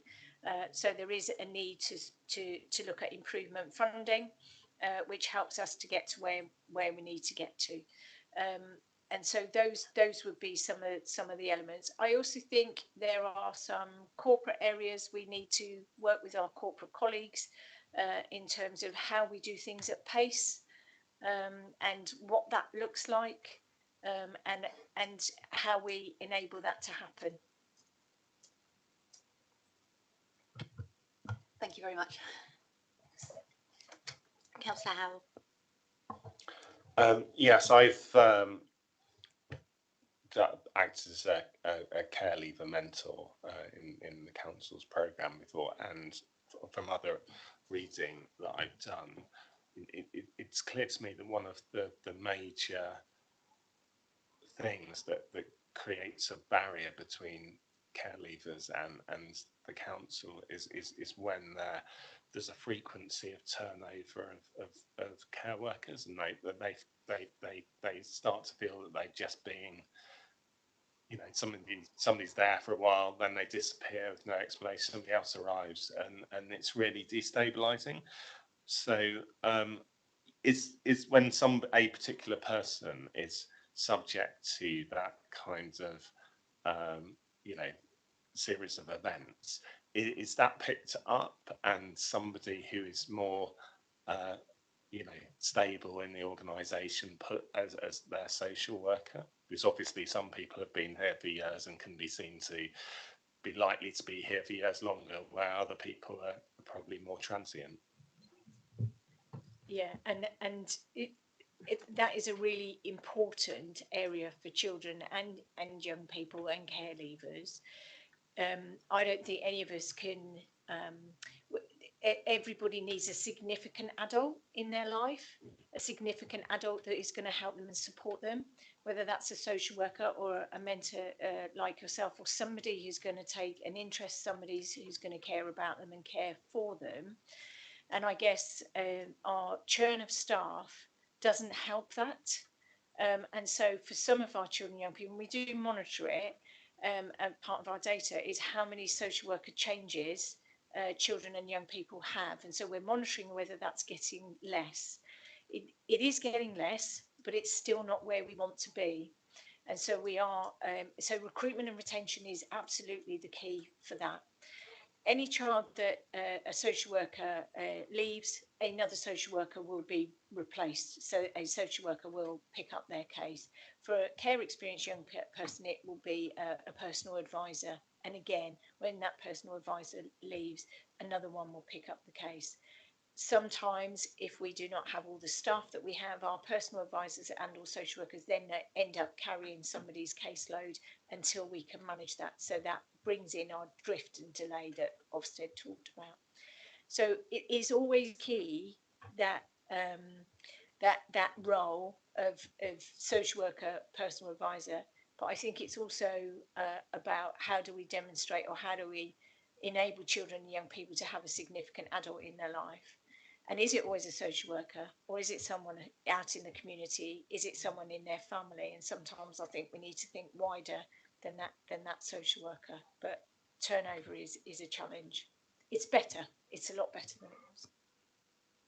If I can just come back on that, I mean, you said you took the statistics on a global level, but I was not quite sure whether you picked it up on an individual level and then tried to remedy that by putting somebody, you know, more stable as their next care worker, or whether that's just not happening. Where we can, we will. Our challenge sometimes is that we get what we think is a stable worker in as an agency member of staff, and the agency member of staff at this moment in time only needs to give us a week's notice. Whereas if you've got a permanent member of staff, they have to give you a month, or some occasions it's 2 months notice for us to manage that. The amount of changes of social workers for children and young people is going down in BCP, and we do monitor that. Okay, I do find it a bit worrying that we're talking about, you know, people that are agency workers being stable. You know, that is, you know, I would have thought that, but that's the definition of being unstable. But I guess, I suppose, when I mean stable is that you hope that so some of our agency workers have worked with us for 2 or 3 years, so they do provide some stability, but there are some agency workers who seem to come and go, and so obviously that's not what we want for our children. We absolutely don't. Sorry. Go on, Peter. Just a question on from Mark. I mean, it's a really interesting labyrinth of the world of this. And as Mark was talking and you were answering, I was grieving a little bit, because what we're missing is those voluntary association kind of youth workers within areas and localities which would provide mentors. They're not there, so that's something that needs to be addressed in some way. But as you were talking, I was thinking, surely there's older people who've experienced the care system who they're probably there already, that could become mentors and use their experience, and you know, within a concept of education and training, I suppose, and a pathway to employment. I think the cacophony of agency workers and people who are employed is a recipe which just needs to be halted quickly, and I know that's a really difficult thing to do. You know, the morale on staff that are employed, and then other people come in being paid more and have got like a different laissez-faire approach, because it's for them it's a short-term thing that they're doing. I think that's really difficult, I know, but it's something that's going to undermine anything you do, really, isn't it, in the long term, unless we crack it. Is how we do that. Thanks. Absolutely. And the consultation that I said about earlier is about how we nationally manage that agency issue. We are not alone in managing that agency issue. It's an issue across all councils and children's social care. We also, there was almost a perfect storm for BCP, not a good perfect storm. COVID began. People have made different life choices since COVID. COVID meant that people could work remotely. That's not how we want to work for children. So we had some social workers that were not coming into the conurbation because they were working remotely from London. We are now saying that's not what our children deserve. And so that also didn't help. But equally, we did not achieve pay and reward for our social workers until autumn. And so although we haven't achieved pay and reward, so we were paying lower rates than our neighbours, so we were not an attractive proposition. We got a rating of inadequate in December 21. People leave, and so people left. Agency workers were trying to work remotely, flitting about. I think there is a national shortage of social workers, and we weren't a good proposition. We have now remedied that with a renewed contract arrangement for our social workers. We have now employed more permanent social workers now. We've got people coming back from other local authorities that left BCP and are now coming back because they see there is some change happening. I'm not going to be able to manage that overnight, but we're doing all the right things to get ourselves in a better place. But the reality is, with regards to social worker, we're all local authorities are pulling at the same tablecloth. There isn't enough social workers to go around. Part of the work that's being done with Josh McAllister's work for the care review is the fact of looking at are there different things that other people can do which normally would be a social worker's task? And so are there other ways and methods of working? And those are the things that are being piloted, and we need to keep a really close eye on that. And I would say that sometimes a significant adult in a child's life, my question would be, should it be a social worker, or should we be looking at, as you've talked about, other people in the community and other people who can support that whilst the social work does social work? And I think that's the basis in which Josh McAllister is thinking in that review. So we'll keep a close eye on that. It is not a position I would want to be in, but we had, when I arrived, we had 85% agency workers at our front door. 85%. And so our stability is much better than it was, and it takes time. People want pay, and they want a good culture, and they want to feel secure and safe, don't they? And we need to enable people to feel like that. Thank you. I'm just aware of the time, so I'm just going to ask one last question, if I may. And actually, I can't believe I'm asking this, because you know I love my metrics, and you know I love my RAG ratings. I know that we're all heading in the right direction and we're getting where we need to get to. And I know that Ofsted as well will come in and say, tell me about this child, tell me about the journey. And actually, they want it evidenced on paper. It's not enough just to know it. But there is a dangerous, and this is dichotomy that you have in terms of over institutionalizing a young person's life. And I'm just as you were talking about IRO reviews, 3 pets a year, the social worker interviews, the audits, the practice week, right engagement teams. That's not a mainstream child and young person's life, and we are coming back and time and time again with good intentions, admittedly, but we don't ever give them a break either. So how, putting Ofsted aside, putting everything that we need aside, how are you managing the needs of that child and that young person with all these interventions to de-institutionalise where we can? Well, we have to have a family first approach, and we have to, as Juliet was talking about, that early help, there's a lot of work around how do we identify family members. We absolutely need to enable and support our children to remain in their own families, because that's where their outcomes are greater. Some of the structures that you just mentioned, they're statutory. We have to do them. But what we want is a child has the right to a private life.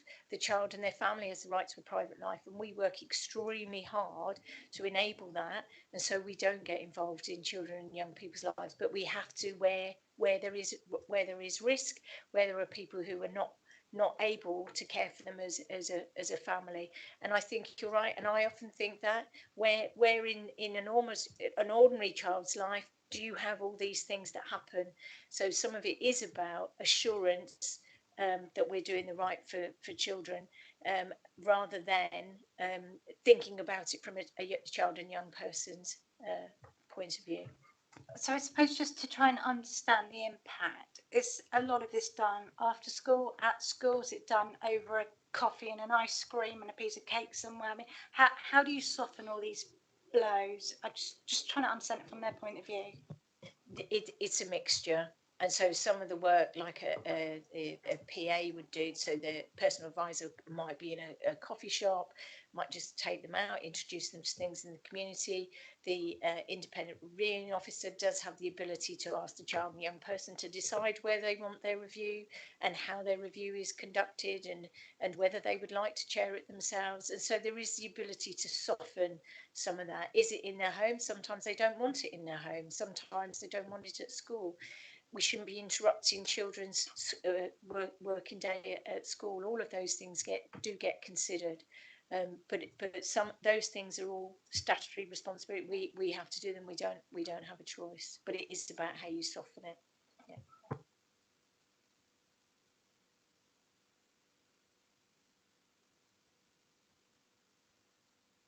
Sorry, that paper was for noting.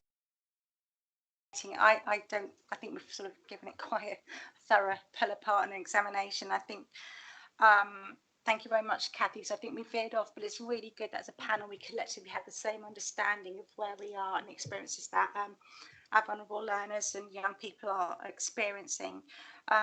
So at the moment, I don't believe there's any really actions or anything recommendations at this point that we need to be taking. Is everyone in agreement with that? Yeah, thank you. So the next item is the update to the SEND banding stream. Sarah Rempel, thank you. Thank you. Thanks, Chair. So this is an update to the mainstream banding paper which came to ONS, I think, perhaps this time last year. So just as a reminder, the purpose of the mainstream banding review was to provide better support to mainstream schools to meet the needs of their children and young people with SEND, and to support an increase in children and young people to attend mainstream schools as opposed to special provision or independent non-maintained special schools, and also to reduce the deficit of the high needs block, to reduce the overspend, because that's where the education and healthcare plans are funded from. In March, we had 3,386 EHCPs. Actually, in April, that's now increased to 3,421. The number of EHCPs has increased by 55% since 2019 up until the present day. An EHCP sets out a child's needs and the provision that a school or a partner such as health needs to put in place to meet the needs of that child. And to support schools to meet a child's needs, each plan is placed within a banding depending on how much funding it's thought that the provision needs in order to support them to meet the needs of that child. The previous banding had 5 bands started at 0 and it went up to £5,000. After a pilot and a consultation, 3 options were presented to council, and there was the recommendation of a top banding of £12,000. The previous report detailed savings that could have been made, which I've kept in this report. Savings that could have been made had BCP's proportions mirrored that of nationally, so the numbers of children in mainstream, independent, non-maintained and special schools. So by way of an update, the new bandings were implemented from November 2022, and that was to be done in a staged approach. So the first stage was for children who attended a mainstream school whose EHCP was due to be reviewed this academic year, and that was just over 1,000 plans. Now there's been a delay in our annual reviews due to the capacity in the SEND service, and alongside that delay we've also had an increase in the number of EHCPs, so that's now up to 1,150 EHCPs. So at the moment we've got 24% of our EHCPs that have a new banding value allocated. So from those that were being reviewed, that was 143 EHCPs, and then we've had 128 new EHCP plans issued for children in mainstream schools. So we have a large proportion of annual reviews to still be done. The good news is we were successful with the DFE's Delivering Better Value project. We were invited to submit a bid for £1 million. It was an intense amount of work for about 6 months, and we were successful with that bid. Now, part of that money is going to be used to recruit case officers, which we've just recruited, so they are just being onboarded now, and they will be used to decrease that backlog we've got of annual reviews, to make sure that those reviews are in place and the children move on to the new banding. So that was the update to the mainstream banding paper. I can bring a review to future overview and scrutiny committees if needed, and I think our next overview and scrutiny paper, I think, is about EHCPs, which will relate to this, to the banding. Any questions at the moment on that? Okay. So I'm working with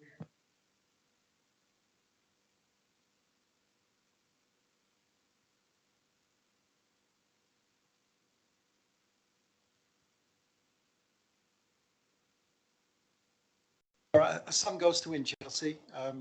He's autistic, quite severe, for want of a better term. Very lovely person. And she's been told carte blanche, really, that when he hits 16 in July, that he won't be able to be transported to Winchelsea. She is an epitome of the cost of living crisis, if you like. A mortgage has gone up like £800. His husband works in Christchurch and stuff like this.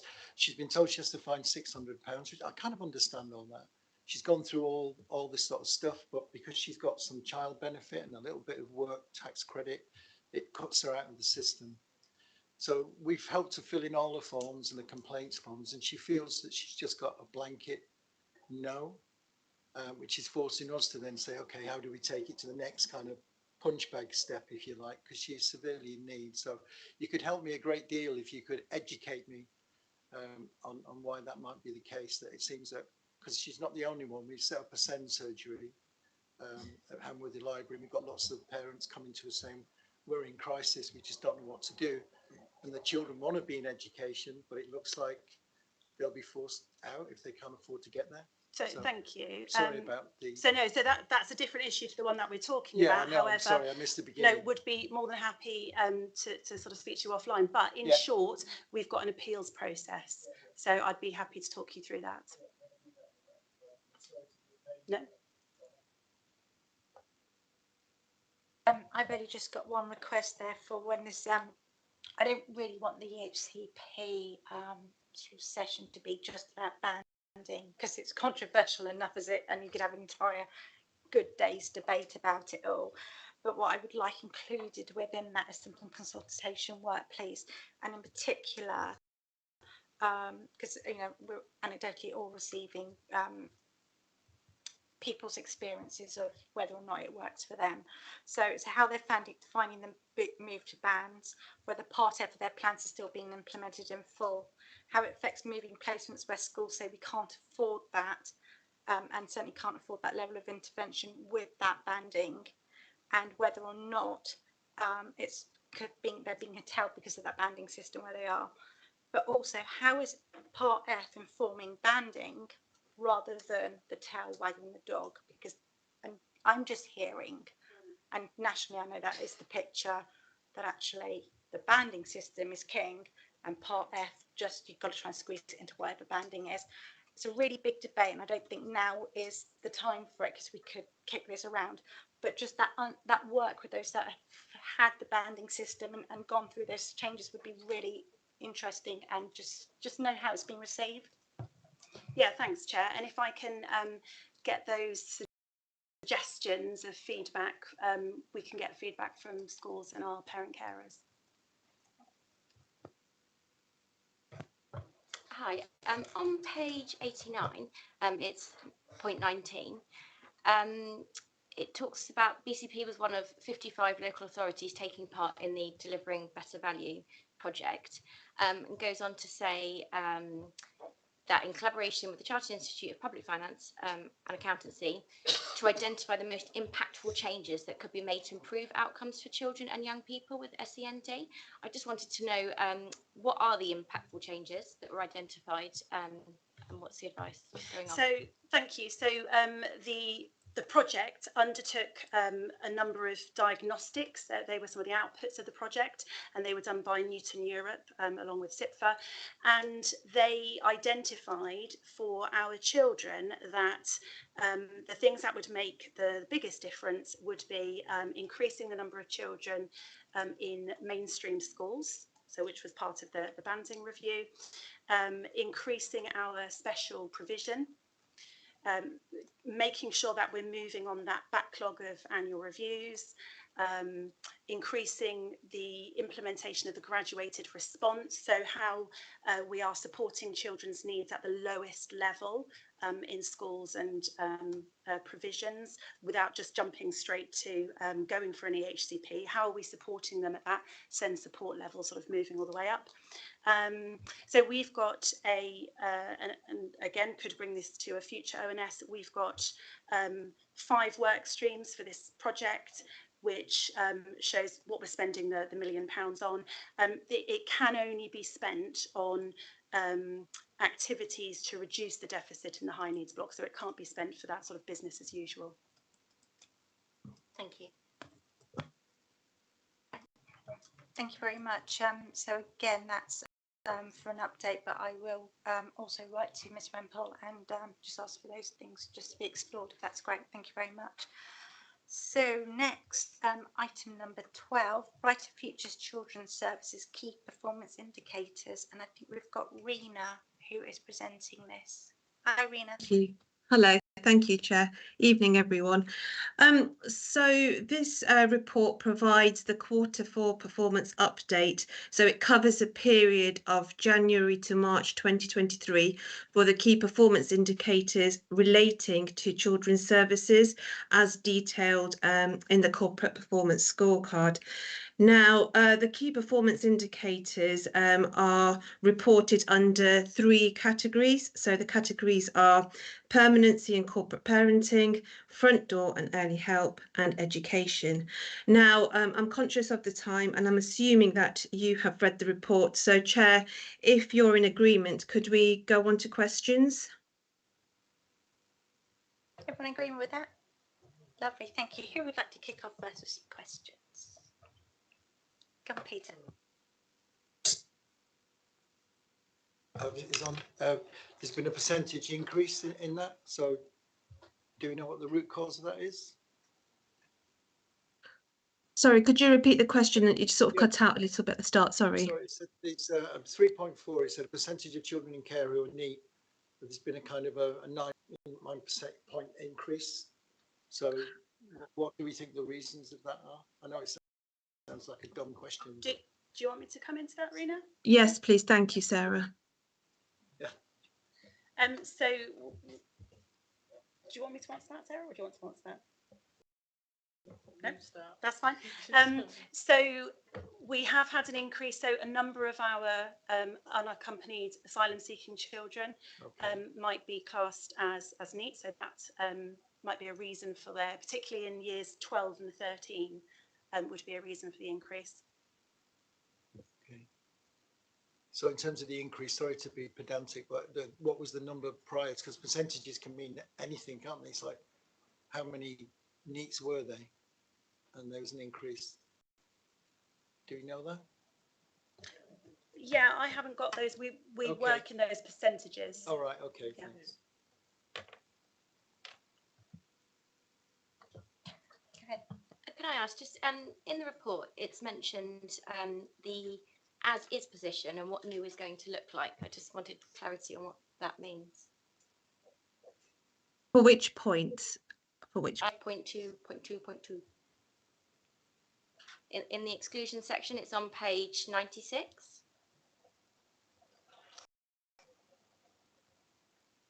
Sarah, are you able to answer the question? Yes. Sorry. Yes, thank you. Sorry. I'm just looking at it. So that refers to a review of alternative provision. So that review, which has just been finished and a summary report is being produced, looks at what does the landscape of alternative provision look like now in BCP and what could be the new way forward. Can I just ask a question on 5.22 as well, then whilst we're there? And I've just written a one-liner, which is this closing the stable door after the horse is bolted? I think I was quite tired when I wrote that, so please forgive me. But I think what I'm trying to understand is, I absolutely understand the need for more AP provisions, and the work they do is fantastic, and absolutely we need to keep them engaged in the education system for as long as we can in the most productive way that we can. But the money that we're spending there, because we're talking about dealing with the secondary children, and I'm going to go back, and you know what I'm going to say, I'm going to go back to that early help and stopping them from getting there in the first place, and we haven't talked about that. And again, we can't mention everything, but is that being considered so that IEP provision can remain stable and hopefully in the long term start to be reduced so that we're picking them up earlier? Yes, so the SEND and alternative provision improvement plan that the DFE published in March That refers to a new sort of 3 strands alternative provision. So strand 2 would be sort of short-term placements for children who need that support and then return to their mainstream school. Strand 3 is for children who potentially might need to move on to a different provision. Strand 1 is that preventative work before they actually come out of their school. So as a result of the AP review, we'd be looking at how do we implement those 3 strands across BCP. The people who we need to bring into those conversations are those experts, are the schools themselves. So what is it that they feel that they could do? So we want to run a number of pilot projects across BCP. So we've already got a number of schools who are interested in that. Some interested in the sort of the level 2 and the 3 strand, but most of them in that level 1 strand. We have an education entitlement board that's been in place since October, and that is for children who are either missing education or at risk of that permanent exclusion. So that is a place where schools can bring their cases, so talk about those individual children. On that panel, we've got representatives, obviously BCP officers, but also, for example, the child on that panel. So what interventions could be put in place at that level before a child gets to permanent exclusion? So I wonder if I'm speaking about even earlier than that, if we listen to what David was saying about what are our key indicators that we know from even at, you know, whether they're getting their vaccinations appropriately at that age, right the way through to their phonics testing, to their key stage 2 results. If that work's already been done with David, and we know that Health have got DICE and all those intelligent systems, are we, when we look at secondary school age children, whilst we're looking at just the numbers, are we also looking actually at the cohort before they become secondary age? So then we are reducing that 51% increase. I know we're looking at small numbers, so that 51 sounds really alarming, but you know, it's still it's huge to them, isn't it? It's their lives. So yeah, so this work will be done with primary children as well. So when we're talking about exclusions, it is across the board, you know, primary and secondary. Although we have much lower numbers in primary, that work would be done with those primary children as well, absolutely. And also it's our early help as well. So we've had an early help review. So we're looking at, you know, what provision is there in both our schools, in our communities, also our third sector, that can support families at the earliest stage, and very much like Kathy was saying, looking at it from a family point of view. So when you're looking at things like poor attendance, what are the root causes of that attendance? It's very rarely that, you know, the child just doesn't get up and goes to school. You know, what is it in that family that we can support with? Any, sorry, Councillor Howell. Sorry, I'm going to have to ask you to wait this time. Yeah, this is about the alarming increase of young people who are excluded. We already know that we have only higher than average here. I'm looking at the exception performance report, which according to the statement at the top says, please use this report to explain the reasons for performance not meeting target, the risks this presents in each of the sections, and the actions and interventions planned to improve and mitigate the risks. So it looks a bit light on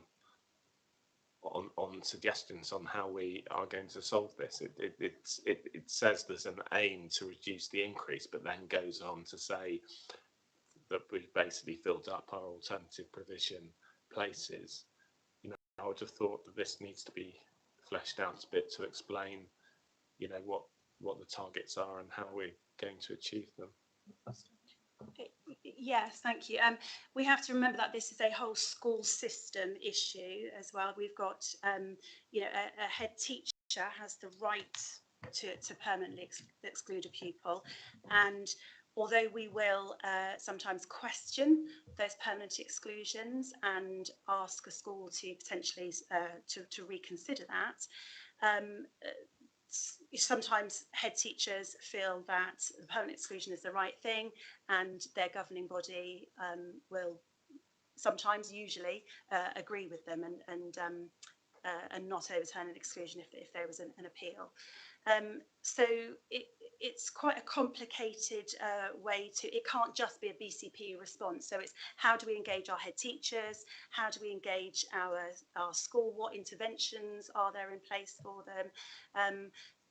Our schools are, we have got 94.7 good or outstanding schools in BCP. So we've got a really high level of good and outstanding schools, and yet our exclusions remain very high. So we have to engage our schools. But that's why they're high, isn't it? Because they exclude people. That we know that, yeah. you know. Did you want to come in, Kathy? Yeah, it is a challenge. I think, as Sarah says, the AP send review goes to that and those levels, and how do we go in and help and support the schools to understand that they can do this job and they can work with some of these really challenging young people. I think there's also a bit that once a child is out, how do we support the schools to take a child back? Because obviously that's something else that we need to enable them to do. This is a system leadership issue. We have asked our DFE colleagues, because obviously the majority of our schools are academies and trusts. They're not actually directly managed by us, so we have to use our influence outside of our sphere of control to actually support them to understand the issues that we have, but also we have to understand the issues that they've got in terms of how we can support them to manage some of those children and young people. So there is some work that we are beginning to do with them, and also asking the DFE regional team to help manage that message. We had a conference with head teachers and we brought Ofsted in, and Ofsted were very clear that they would not downgrade them if they had children who were finding it difficult to self-regulate or be in school. And so they reassured them that that wouldn't impact. But I think it is a real challenge and environment that we're in. We have got the same concerns. So I understand it's a very difficult job. Tools, really, you have to work with this and persuade the schools. But I wonder if you could just answer the point, because we have a legal obligation on the 6th day to start to offer alternative provision, and we don't. It says here we don't have that alternative provision. And it also says that the numbers are going to increase, so that means that we're not able to support that increase in numbers. So if we look at the figures, what the work through the delivering better value and the work that we've done, you will see that nationally 40% of children with EHCPs are in mainstream school. Here it's only about 26%. And so we've already got an issue whereby particular children are not in mainstream school where they should be. We've got children, we've done a review on AP and looking at our use of AP, looking at are we using it appropriately, what is our strategy around that, sufficient placements and how many have we got, where do they need to be, and what is our use, but also what's the school's use, because the school can use an AP, not just us. And so it's how all of that is managed. And so we understand the landscape. We've done a piece of work around that. We need to utilise and use that resource a lot better, smarter than we currently do. But also, as Sarah says, some of that work nationally about APs going in and supporting schools rather than taking the child in, and how they help them to manage the behaviours or the areas of concern that they have. Okay, thank you. I'm going to draw it to a close there because we are dangerously running out of time. So thank you very much. That's to note for the update, but as always, there may be something that we want to feed back to Ms. Hadley. Is there anything else that Commissioner? Okay. Sorry, because I know we're going all night. Yeah, it's really, really difficult, but in terms of the interventions, educational psychologists and stuff like that are sort of working to maybe, it used to be the old welfare officer or whatever it was, system schools welfare officer and stuff like that. How is that funded? Because some of the parents that I'm working with are saying that the landscape to navigate, to get the child assessed, if you like, in terms of their behaviour. So, you know, one parent said, whether it's anecdotes or not, over 2 years to get her child assessed, and then had an assessment that they were hard of hearing and autistic. And that's the kind of key theme coming from parents that we're talking to, that the landscape's really difficult to navigate. Yet at the same time, some of the schools seems if are we giving them services that they're not paying for? Are we putting teams in or education, or the SEND teams or the inclusion, in this kind of marketplace of education that's almost been privatized by the government? We as a local authority shouldn't we be selling our services to them? And then maybe they might value it a little bit better. I don't know. It's just that I don't know about others who are working in the communities, but certainly with everything else that's going on, that system of care and need for children who are vulnerable and maybe need that help are just not getting it unless their parents can whack a punch. Yeah. Really.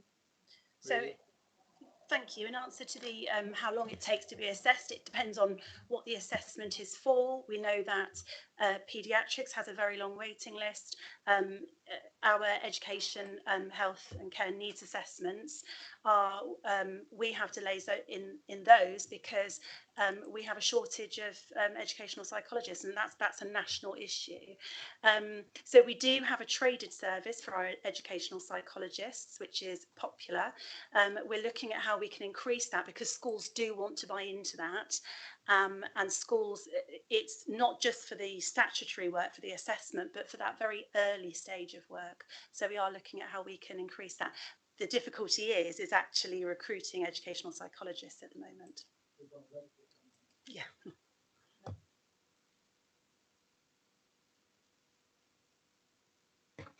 Sorry, I know this is like very last minute, but for the point where it says that children who are disadvantaged, vulnerable, have additional needs or have BAME heritage are disproportionately affected by permanent exclusion, you have provided like a list, like a very small list of actions that you plan to take.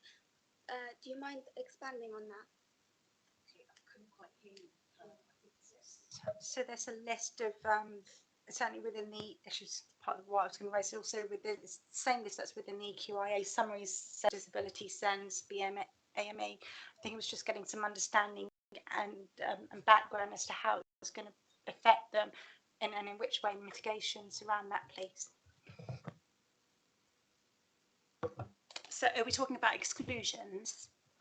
Okay, so we know that we've got to do a lot of work for all of our children, and we know that our children are Black and minority ethnic children are overrepresented in our system. That work will come from the work that we're going to be doing with all of our schools. So, for example, the review of alternative provision, making sure that our EHCPs are coming out on time, so those children who have an EHCP and potentially some children who are excluded may well have an EHCP, and that might be a reason that they're not engaging in their school curriculum. They might be finding it hard with their learning. So making sure that they're getting the right support at the right time. So that the work alongside our AP review will be working with schools on what are those very early interventions that they can put in place for all of their pupils.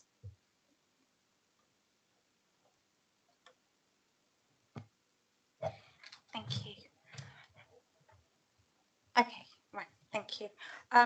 So on that, nothing else to note, but I'm probably going to just ask for all of our reports to include the EQIAs from now on, if that's okay, please, and their rag ratings, so that we can just understand how they sit within that paper.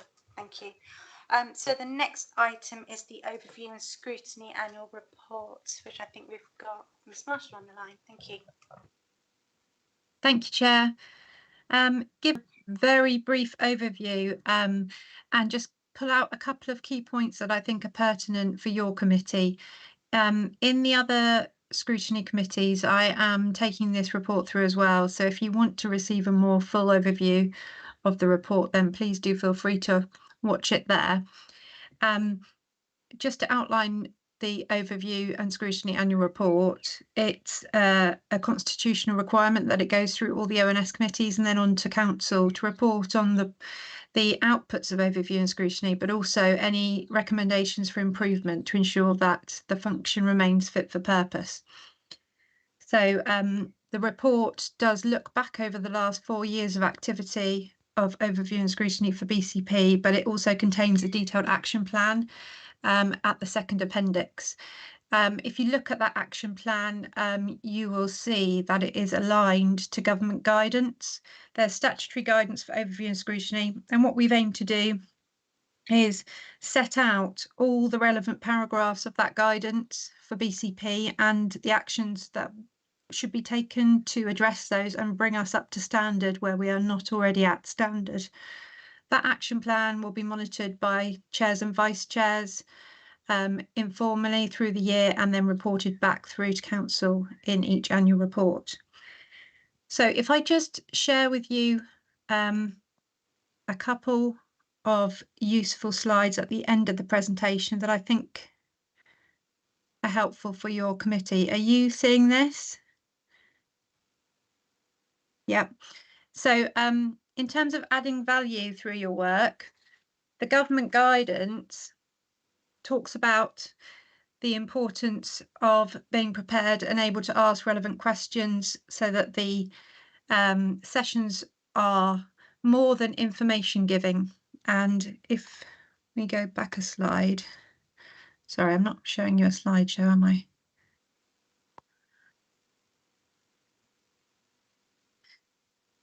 And the importance of effective scrutiny having a defined impact on the ground, with the committee making recommendations that will make a tangible difference to the work of the authority. So what does that mean in terms of adding value for your committees, and how can you achieve that? That's about the importance of the influence that you can have and what the impact will be, and of course the timeliness of your engagement in an issue in terms of that. Refining the scope of your scrutiny work until you can establish value that can be found. So what might be the recommendations that would come out of that work? Is there something tangible that you will lead to through your discussions?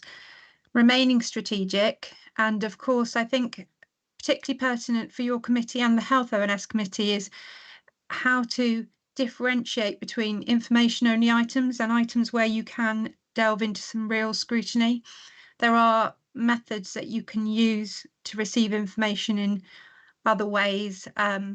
And so I think that's a particular issue to think about for those committees. I know that the Health O&S committee met last night and talked about receiving a suite of information outside of meetings so that they can keep an eye on that and then establish areas where they need to delve in deeper. So that might be a useful way forward for your committee as well. Being proactive in terms of reactive and member ownership of your outputs. So the difference with overview and scrutiny, as members will know, is that it's driven by your choices for your agendas. It's not driven by applications into the council or cabinet forward plan. You choose your work programme, and so member ownership of that is very important.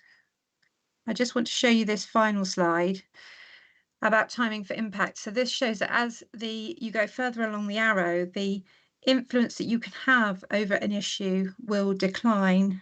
In terms of engagement in policy and decisions, often we might see a lot of engagement around the third box along where decision is imminent. But clearly only small amendments could be made to those decisions through that engagement. Only minor changes could be made. So in terms of having influence through your scrutiny, the advice is to try and aim for the second or the first box along so that you can contribute to developing policy or make suggestions for policy that might need to be developed through work of your own. And I just think that's a slide that members might be familiar with through training, but I think it's a helpful one. So if I just stop sharing, and I'll be very happy to take any questions.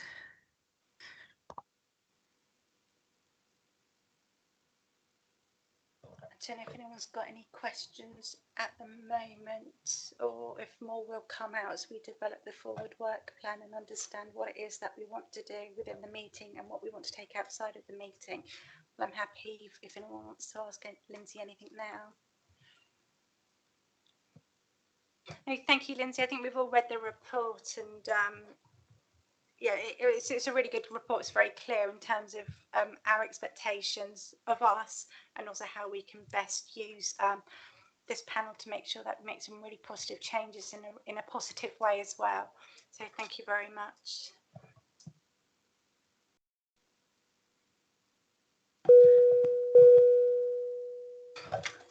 So item number 14, and we welcome Councillor Richard Burton, the new portfolio holder for, it's not Children's Services anymore. You're going to have to tell me your new snazzy title. It's children and families, I believe, but I have heard it or seen it written down slightly different on a couple of occasions. So yeah, stuff to do with children basically, and people who have them. That sort of. Yeah, I must admit, tonight it's been a very weird night for me because it's a changing perspective of where I'm sitting, because it was actually June 2019 that I was elected to chair of Children's O&S, and this particular agenda, of course, I had a lot of involvement in setting, and bizarrely, of course, this update is something which I introduced a couple of years ago, and now I'm having to do it myself, which is sort of, you know, slightly shooting himself in the foot, I suppose. So I'm very aware that I've got to try to find my new role, and the way it works. It is very different to scrutiny. Although I want to come back to the scrutiny because some of the things you've been talking about tonight is quite interesting. Now I intend to attend every scrutiny meeting I possibly can, because I think scrutiny is very important, and it's very important to me because I'm learning too. And the work that's going on in here, it hopefully will inform me and help me make decisions. So I'm very keen. And I've got here the 4 strands of scrutiny, which I think has been talked about. Providing constructive critical friend challenge, amplify the voice and concerns of the public, be led by independent people, take responsibility for their role, and drive improvement to the services. Now that's what I would really like you to help me do. Now it says here, improvement to public services. Ofsted said that we are inadequate. I know Kathy says that quite often, and then talks about the journey, and we want to become requires improvement. I know that doesn't sound like a big, but it is a big step forward. And I know we all want to be good, and I'm feeling everybody wants to be good. It's an exciting point, though, I would say, what we're at, because I've seen a lot of changes and improvements, and being on the up, I think it's a really exciting time. It's more exciting than being at the top. It's just having to try to stay at the top, because the work that's done can make a big difference. I'm very much in the finding out phase still. My plans are to visit and talk. I mean, I'm talking to senior officers already, frontline officers, get in there, meet people, establishments that have contact with children and young people. That's where I'm starting my work. I'm getting lots of appointments of boards and committees, support groups, league members training. I'm going it's October. I'm going on a course, and Bobby, you probably don't know this, but you're going to be invited on the same one, because there's a place for you there as well. So we're going to hope to spend a couple of days together in Warwick, if you can manage that. So there's a lot of that sort of stuff happening. One thing that I am trying to do, because I've got a school background, of course, being an ex-teacher. Visiting schools is something which is very much on my agenda. There's 119 schools in BCP. I had this rash idea to go and visit them all, but that's 2 a week for 4 years about.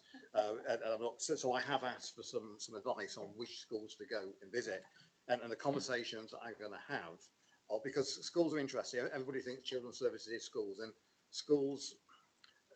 children spend a lot of time in schools. In fact, some children spend more time with adults in schools than any other adult, and they make a huge difference to them. But of course, schools are their own independent things, and we can't control the schools, except things that they do affect us and our children a lot. So when I get to go to schools, and of course the head's got to allow me to come in, I can't demand to go in.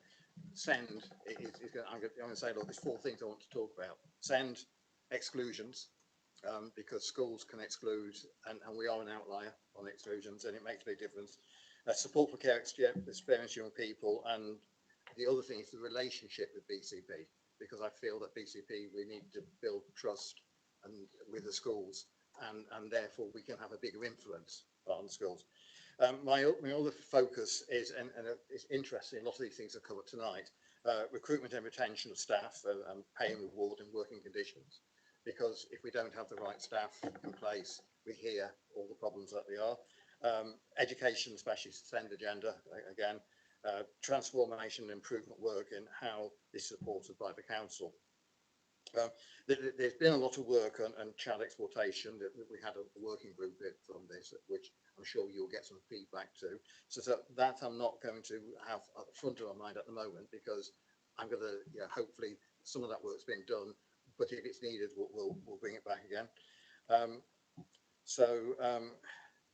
One area that Children's ONS isn't directly involved in, but it is also comes under your remit, is the Corporate Parenting Board. I did enjoy, I met Sarah today with the meeting, and I actually, strange enough, I really enjoyed it, because the things that I was thinking was exactly similar to what things that you were thinking about how we can move forward the Corporate Parenting Board.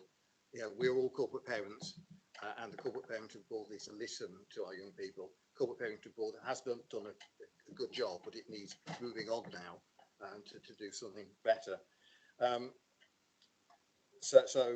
We're going to do some work on that and clarify that the terms of reference and how we can listen to young people more and make bigger difference. So that's where I'm at the moment. I'm sure I'll have an awful lot more updates at the next meeting. Thank you, and actually thank you very much again for everything that you've done over the last 4 years. It's been an interesting journey, and I know that you've provided a deal of stewardship and also safeguarded both the board and obviously the work that's come out of it to make sure that we absolutely achieve the very best that we can for everybody involved, including our staff and our young people and their families. So thank you very much. You've mentioned corporate parenting, and I know that an email's gone out to ask people if they would sit on the corporate parenting board. And I think I would urge anyone on this panel to ensure that we've got both children's services represented at the corporate parenting board as well, so that we just don't hear from that board on a once yearly update. So if anyone's really interested, it's an incredible panel to be on, and I don't know if you're anything like me, but I have to walk away in tears because the stories are just so incredibly touching but very inspiring at the same time. So thank you very much. The next thing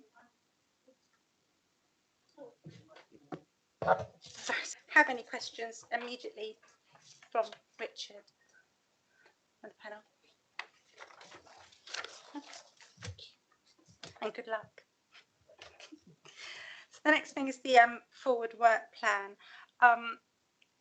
I don't know how I've had a look through. There are obviously some statutory papers that we will need to hear and have updates, and I think it would be really interesting perhaps if we understood what they were and actually how long they've taken in the past to hear, because there is a danger of overfilling the agenda and then we're just either not doing the agenda item any justice because we're moving on too quick, or you're all stopping off at a kebab shop at 11 o'clock at night. So if it's okay with yourself, Miss Marshall, at the moment we're looking to probably take that as a piece of work for a panel to meet, understand what we've got in terms to hear from a statutory point of view, look through the forward work plan and see what we can do in terms of keeping those agenda items there, but what anything else that we either A, want to hear, but B, how it is that we explore those items. They don't necessarily have to be agenda items, they can be reports or documents that we see, or pieces of work outside.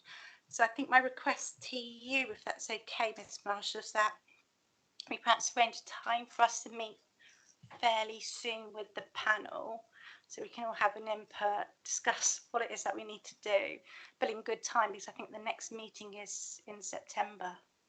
So it's going to be a quick piece of work and turn around if the board are all happy with that. But I think that's how we can get best value for time and energy that it takes to put these evenings together. Yeah, Chairman, I should have said in the last item, one of the key actions is to arrange forward planning workshops for all the ONS committees. The aim is to hold them in July so that you can really do that deep dive into looking ahead for the year, at what you want to be receiving, and also, as you said, look at how you can receive some things in other ways to free up your precious committee time, and look at any working groups that you might want to establish because they have really excellent outcomes.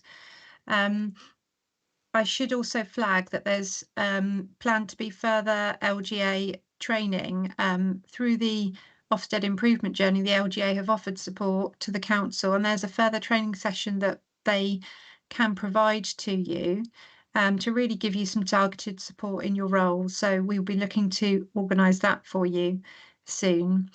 In terms of the forward plan report, the ask really with this report was just to confirm or amend the items for September.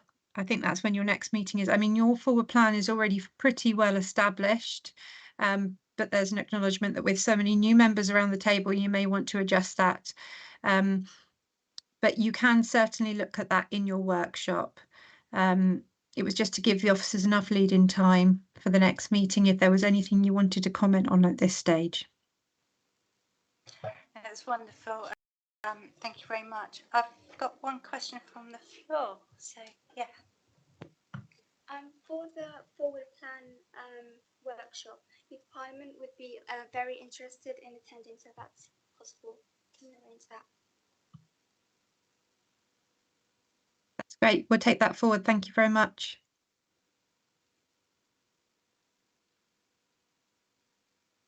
Okay, go ahead, Councillor Howell.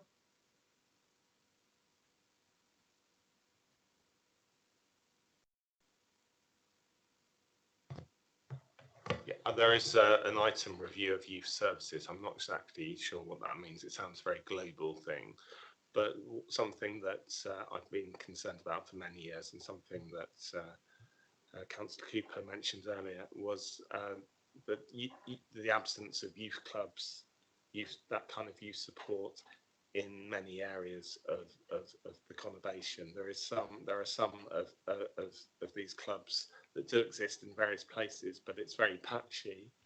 And is it the role of this committee to try and address that and create some positive momentum to creating equity for our young people across the conurbation? Thank you. I mean, absolutely, there is a place, isn't there, for youth workshops and centres and places to go, and I suppose there's a cohort of who we're aiming for with each individual item or venue, because we've got SEND ones and we've got Troubled Family ones and we've got UP and what have you as well. And well, just I clarify, think I'm not, this is not about children necessarily with particularly significant needs. This is for, the vast majority of children who might have issues, of various sorts that would benefit from just having an opportunity outside school to meet and mix possibly generationally and integrate within society. Yeah, no, I absolutely agree. And we don't have the same sort of scouting network or voice brigades and everything that we had perhaps traditionally a few years ago, etc. So it's a piece of work that keeps getting mentioned too. I mean, it keeps getting mentioned at PCP panels and ASB groups and what have you. Yeah, there is a lot of work that's happening in this area in terms of what our youth offer is and what that youth offer looks like. We've done a lot of participation work with children and young people about what they perceive as what they would like as a youth offer. We can bring something to the report to the table to inform yourselves as what we've been doing. Or I'm just wondering if whether it's a report that comes here or whether we engage perhaps like Youth Parliament or, understand that, I don't know, peer-to-peer conversations rather than telling somebody who looks like their mum or their dad. Or I'm not entirely sure what the best way ahead is, but I'm just wondering, do we need, because we're providing something for people. I don't want to end up telling people what it is they would like. I want to kind of come from bottom up rather than down.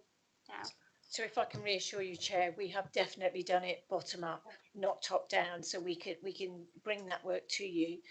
But I think your question about whether we bring young people into that, we can consider that, but I'm going to hand over to my colleague Juliet, who can furnish you with some better understanding. Thank you. Just to say that that is part of the early help work. So we've done a lot of work around the diagnostic. We're now working with families and children around co-producing. We have got a lot of feedback from youth and Youth Parliament included within that about what they want. And I think we just need to be careful whether we're looking at buildings or we're looking at services. And the big thing is the children want services, but they want them to deliver to them. And that doesn't necessarily mean buildings anymore. So all of that works in hand, but it's a massive piece of work. So you think of youth services is part of early help. It's part of the community resource. So all of it's absolutely in hand, and feedback from parents, everybody basically is coming in currently. That's really helpful, and I think that's going to really help the work that we and the way that we request that work to come forward to us within the forward work plans. And Peter, could I suggest, it might be a little bit out of order, that we have some kind of working party that looks at the historical development of youth work? I mean, young people will be involved in this, they're already talking to us about it. But for us kind of people to get around the table and think, how did youth work grow? How was it funded? It used to be 4% of the education budget until the Conservatives decided to trash that. The consequences that is having on our communities has changed the whole narrative, the whole way we talk about young people. We no longer listen about voluntary association or about what young people need or want in their communities, or what sometimes as adults we think young people may need. Youth work used to creatively challenge young people in their communities in a non-combative way and generate creative, working, harmonious relationships. It's very successful. Okay, the containment model may have changed with the impact of COVID and the social media, but young people are still in need of positive interventions which are not statutory, out of by them saying, I'm going to come to you, a little bit like what Mark is saying. I'm going to go there, I'm going to do this. It could be a street corner, it could be a cafe, it could be a project. So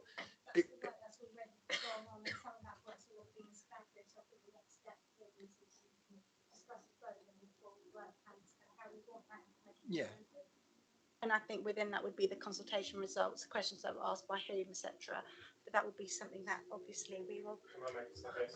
Can I make a suggestion that if this work has already been done, can we have supplied to us, you know, a summary of what facilities are available, so that, you know, that would better inform us in moving forward to decide what to do next. Yeah, and it's not just about what facilities are available, it's what's the consultation results, namely, isn't it? What is it our young people want and need and would like to see, and how is it delivered? And it's that understanding, isn't it, to make sure that we are in touch with that, and if we're not making those assumptions, but I don't know how, and if you've analysed it yet, but if it's available to send by way of emails to early site, that would be helpful.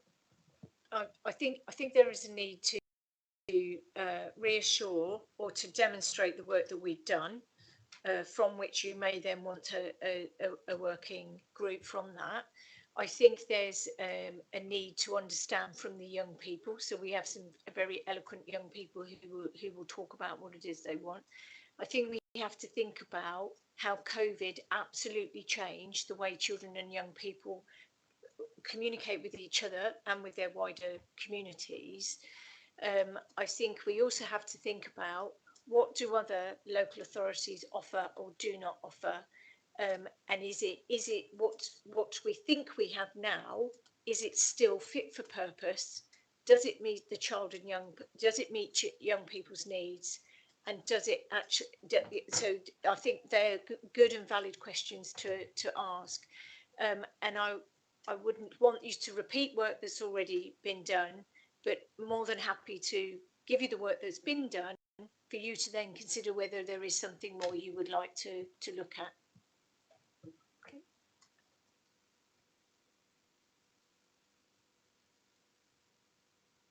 Yeah, and have further discussion in terms of how we want to see that and how we want to move that forward. Like I say, it doesn't have to be the traditional way by way of reports. So thank you. Is there anything else from anyone else at the moment? So, no?